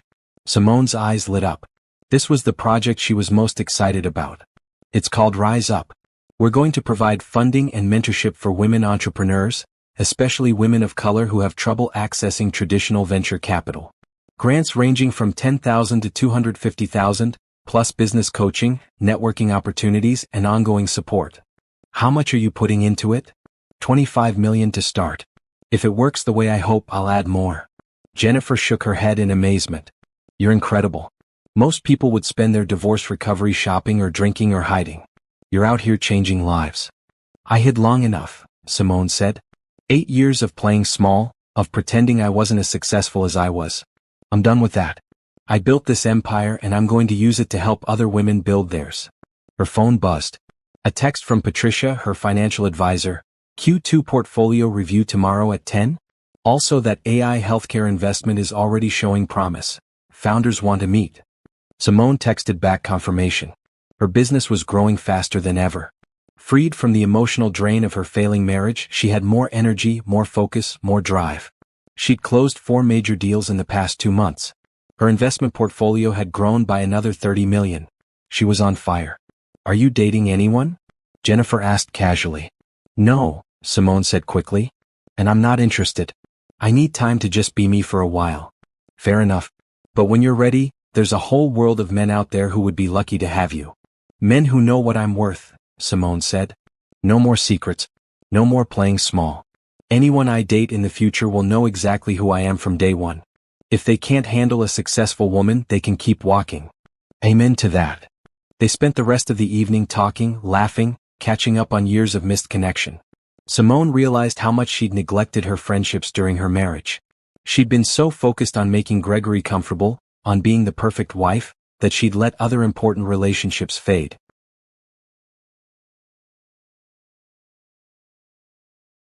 Not anymore. The next morning, Simone woke up early and went for a run along the lake. The sun was just coming up, painting the water gold and pink. She ran until her legs burned and her lungs ached, pushing herself harder and faster, feeling strong and alive. After her shower, she dressed in a tailored suit, no more dressing down to make anyone comfortable, and headed to her office.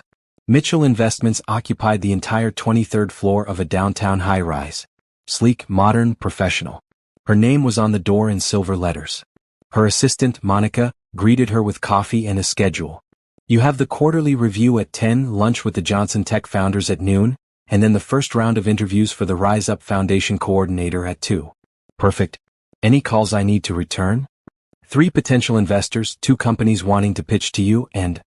Monica hesitated. Gregory called the office line. "I told him you weren't available." Simone's jaw tightened. "If he calls again, tell him to contact my lawyer. He's not to be put through under any circumstances." "Understood." Simone spent the morning in back-to-back meetings. The quarterly review showed her portfolio had grown by 18%.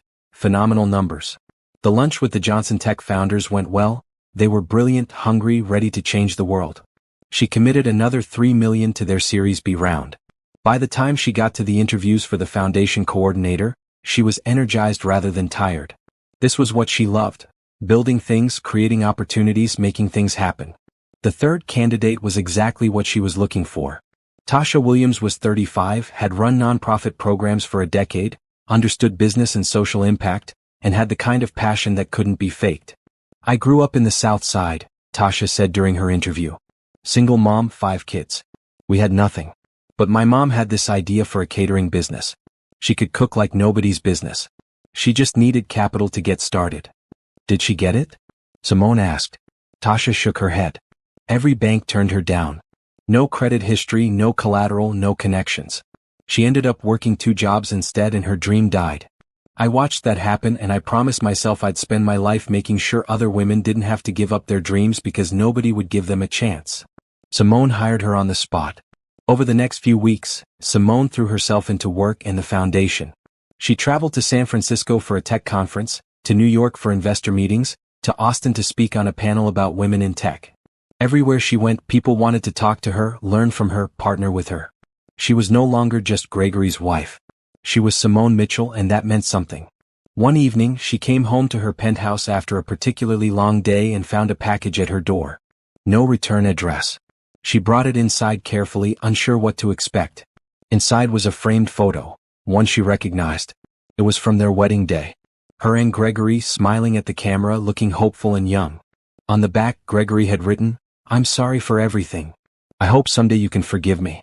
You deserved so much better." Simone looked at the photo for a long moment.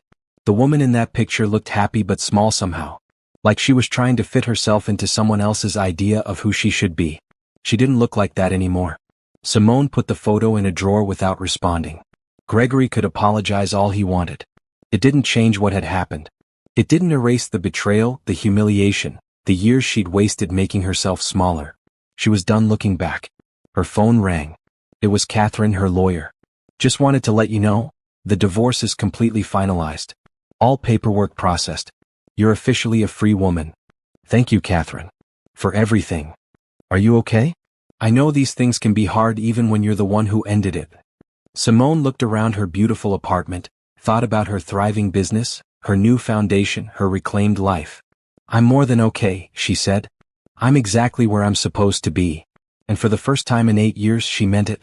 6 months after the divorce, Gregory stood in line at a coffee shop, counting the bills in his wallet. He had $23 until his next paycheck. After rent, utilities, and food, that's what was left. He'd found a new job 3 months ago. Junior marketing coordinator at a small firm.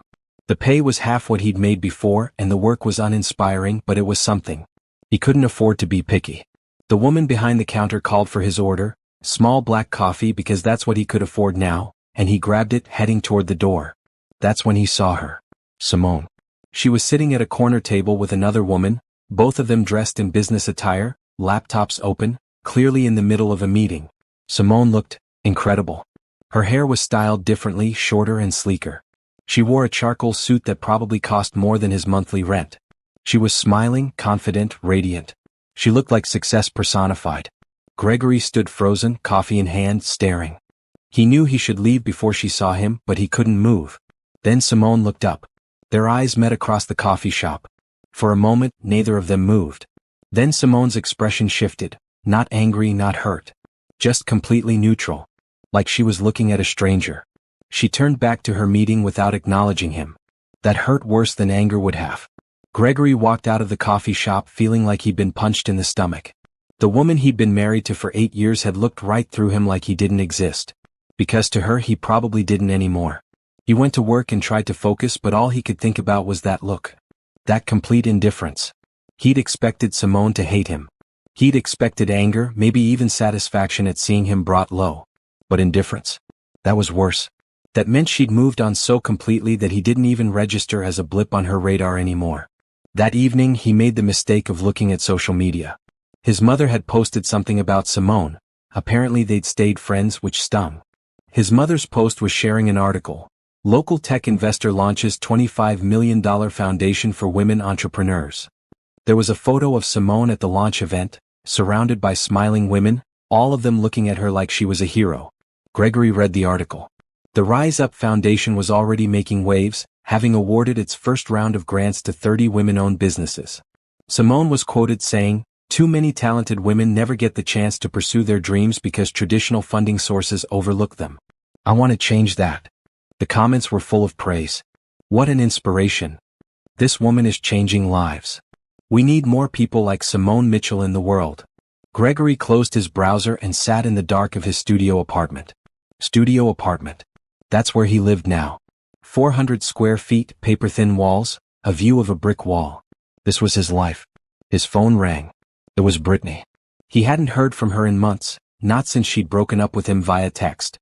He almost didn't answer, but curiosity got the better of him. Hello? Gregory? It's Brittany. How are you? Fine. What do you want? I heard about your situation. About the divorce and everything. I just wanted to say I'm sorry for how things ended between us.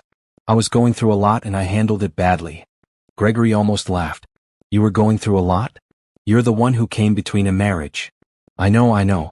But I didn't realize you were married at first. You never wore a ring. You always acted like you were single. That was true. Gregory had taken his wedding ring off before his first date with Brittany. He told himself it was because the ring was too tight, uncomfortable. Really, he'd removed it because he'd wanted to feel single again, wanted to recapture that thrill of being available and desired. Why are you calling Brittany? I wanted to apologize. And also, I heard Simone is doing really well. Like really, really well. I didn't know she was that rich, Gregory. You never told me. I didn't know either. Oh. Brittany sounded disappointed. I thought maybe you could, talk to her. Put in a good word for me. I'm trying to start a business and I heard she has this foundation. Gregory hung up. He couldn't believe it. Brittany was calling to ask him to help her get money from Simone? The audacity was breathtaking. But also it was fitting. He'd lost everything over a woman who only wanted him when she thought he had money. Now she was trying to use him to get to his ex-wife's money. Karma was real and it had a sense of humor. Over the next few weeks, Gregory kept seeing reminders of Simone's success. She was featured in a business magazine. She gave a talk at the university. She was photographed at a charity gala wearing a stunning gown, looking every bit the powerful, successful woman she was. Meanwhile, Gregory's life continued its downward slide.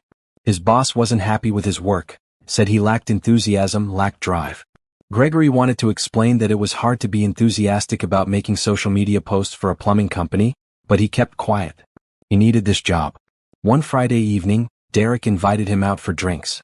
Gregory almost said no, he couldn't afford to go out, but Derek insisted on paying so he agreed. They met at the same sports bar as before. Derek looked good, happy, settled. He'd just gotten engaged to his longtime girlfriend. Congratulations, Gregory said, trying to mean it. Thanks, man. We're excited. Small wedding, nothing fancy. Just family and close friends. Derek paused. You'll come, right? Of course. They ordered beers and wings and tried to make conversation, but Gregory's heart wasn't in it. You need to move on, Derek finally said. I have moved on. No, you haven't. You're still stuck in what you lost instead of focusing on what you can build. It's been 6 months, Gregory. At some point you have to let it go. How am I supposed to let it go when I see her face everywhere? She's in magazines, on websites, at charity events. She's everywhere I look, being successful and happy while I'm stuck in this nowhere life. That's not fair. She worked hard for her success. She built it herself long before she met you. You're acting like she stole something from you when really she just stopped giving you access to what was always hers. I know that. Gregory snapped. Don't you think I know that? I lost everything because I was too stupid and too proud to see what I had. I get it. I messed up. But how am I supposed to move forward when I'm reminded every day of how much I lost? Derek was quiet for a moment. You didn't lose Simone's success. That was never yours.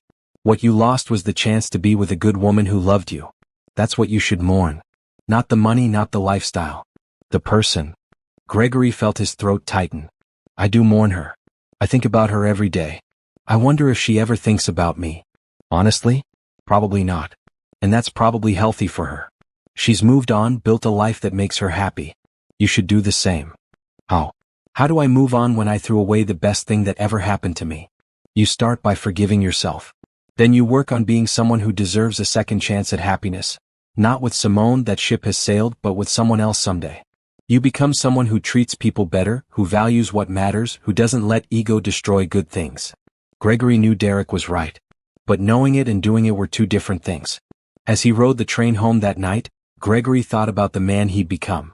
Not the man he'd pretended to be when he was living off Simone's success, but the man he actually was underneath. He didn't like what he saw. But maybe someday he could change that. Maybe. Simone walked through the community center, admiring the newly painted walls. The Rise Up Foundation had partnered with several local organizations to offer free business workshops for aspiring entrepreneurs. Today was the first day of classes. "This looks perfect," she told Tasha, who'd been coordinating the project. "The women are going to love this space."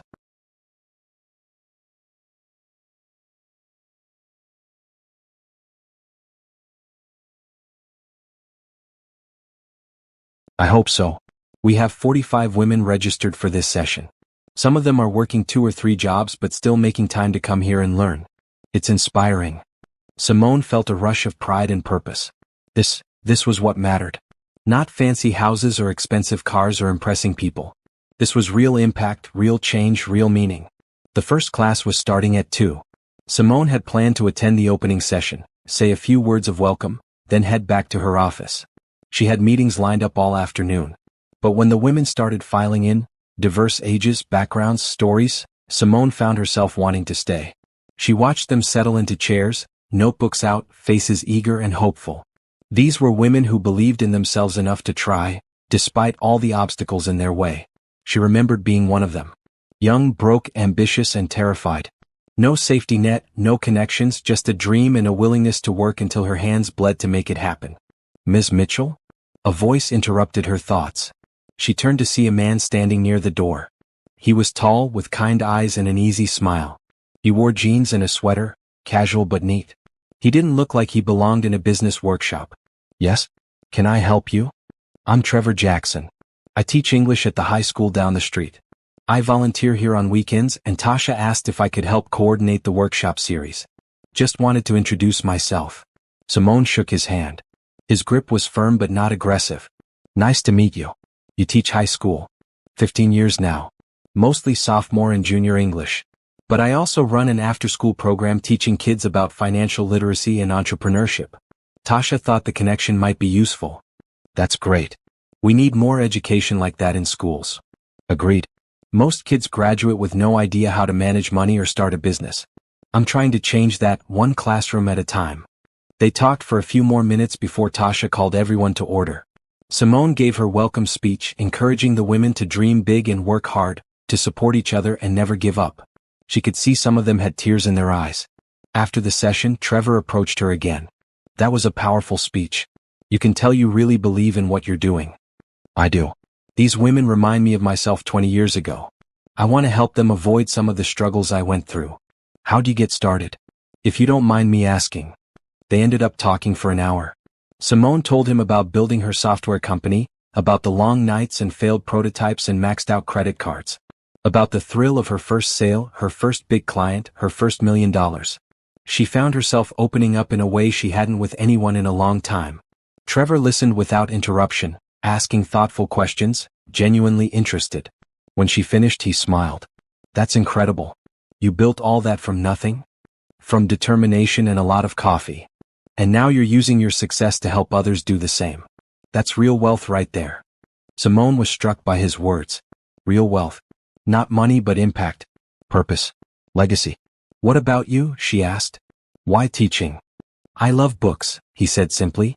"I love language and stories and the way words can change how we see the world.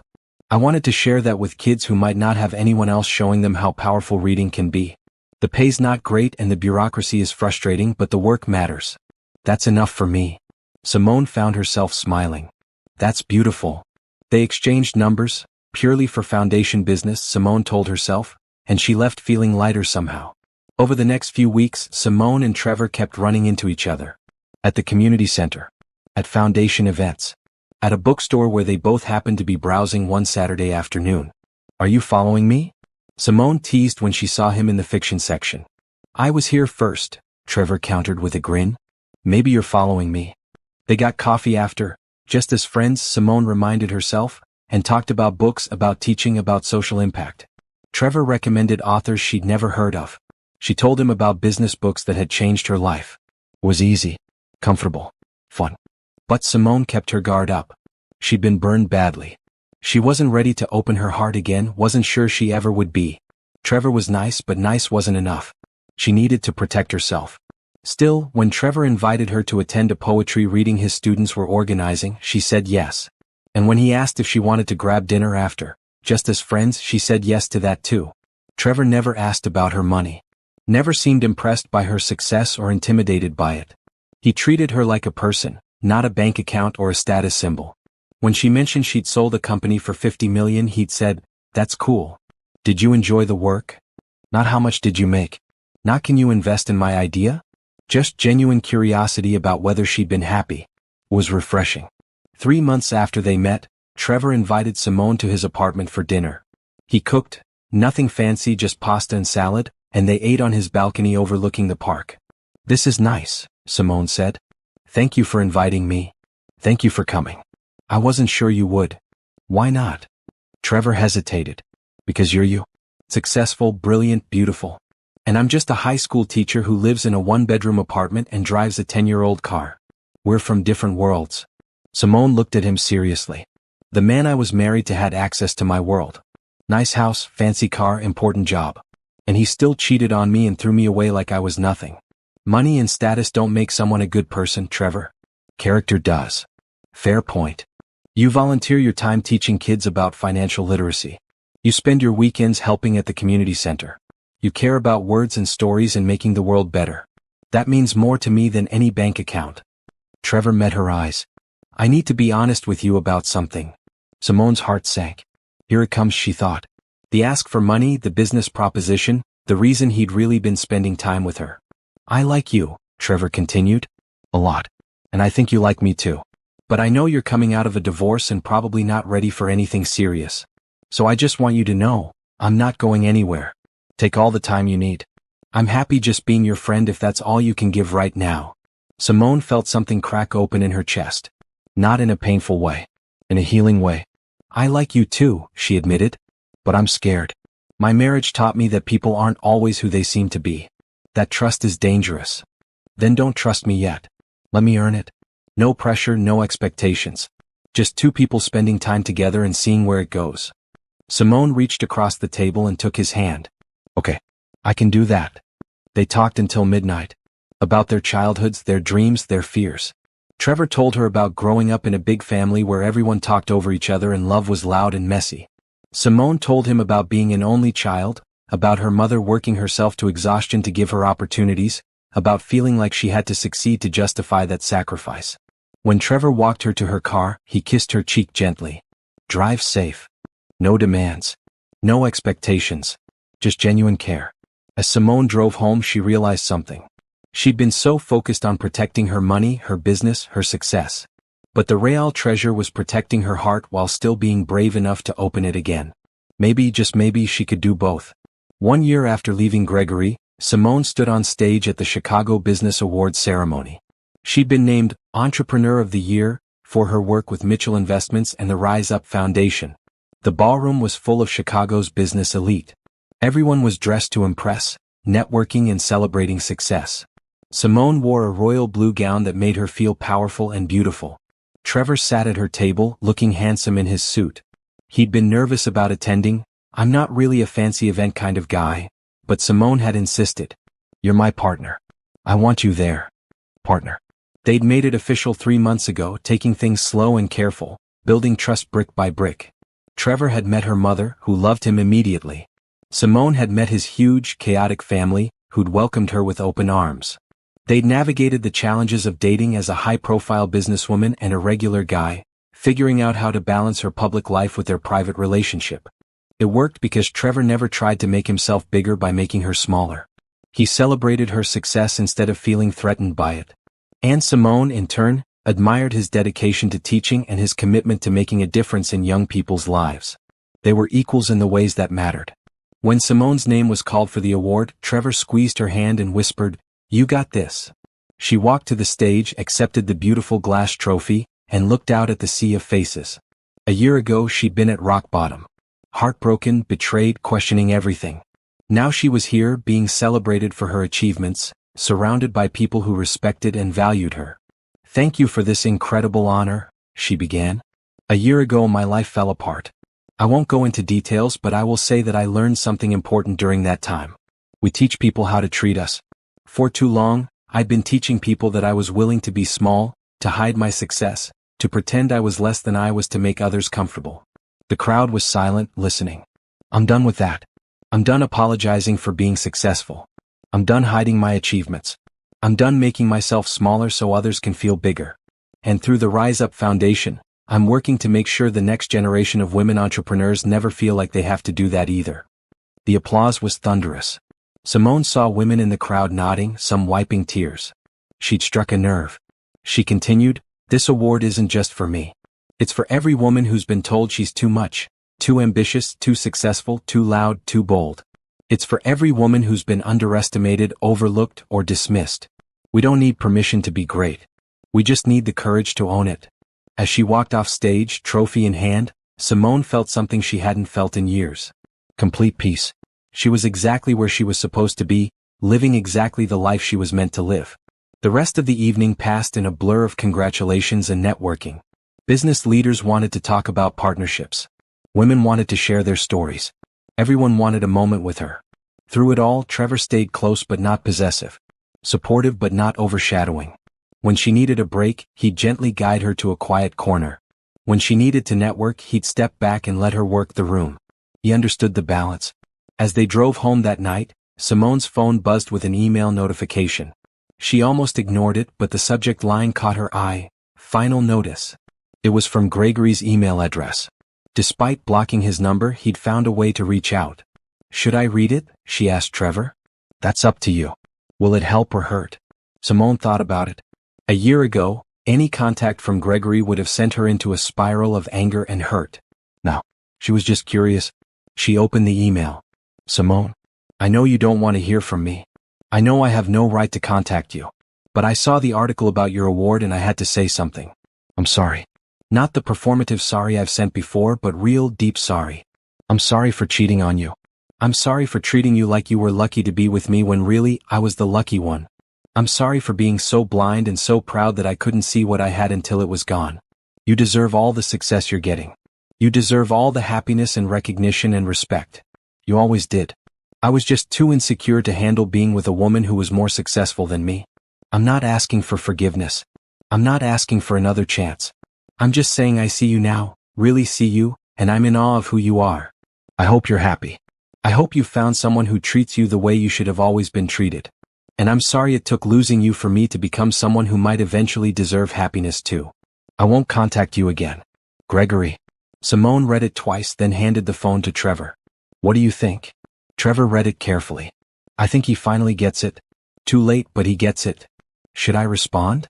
Do you want to?"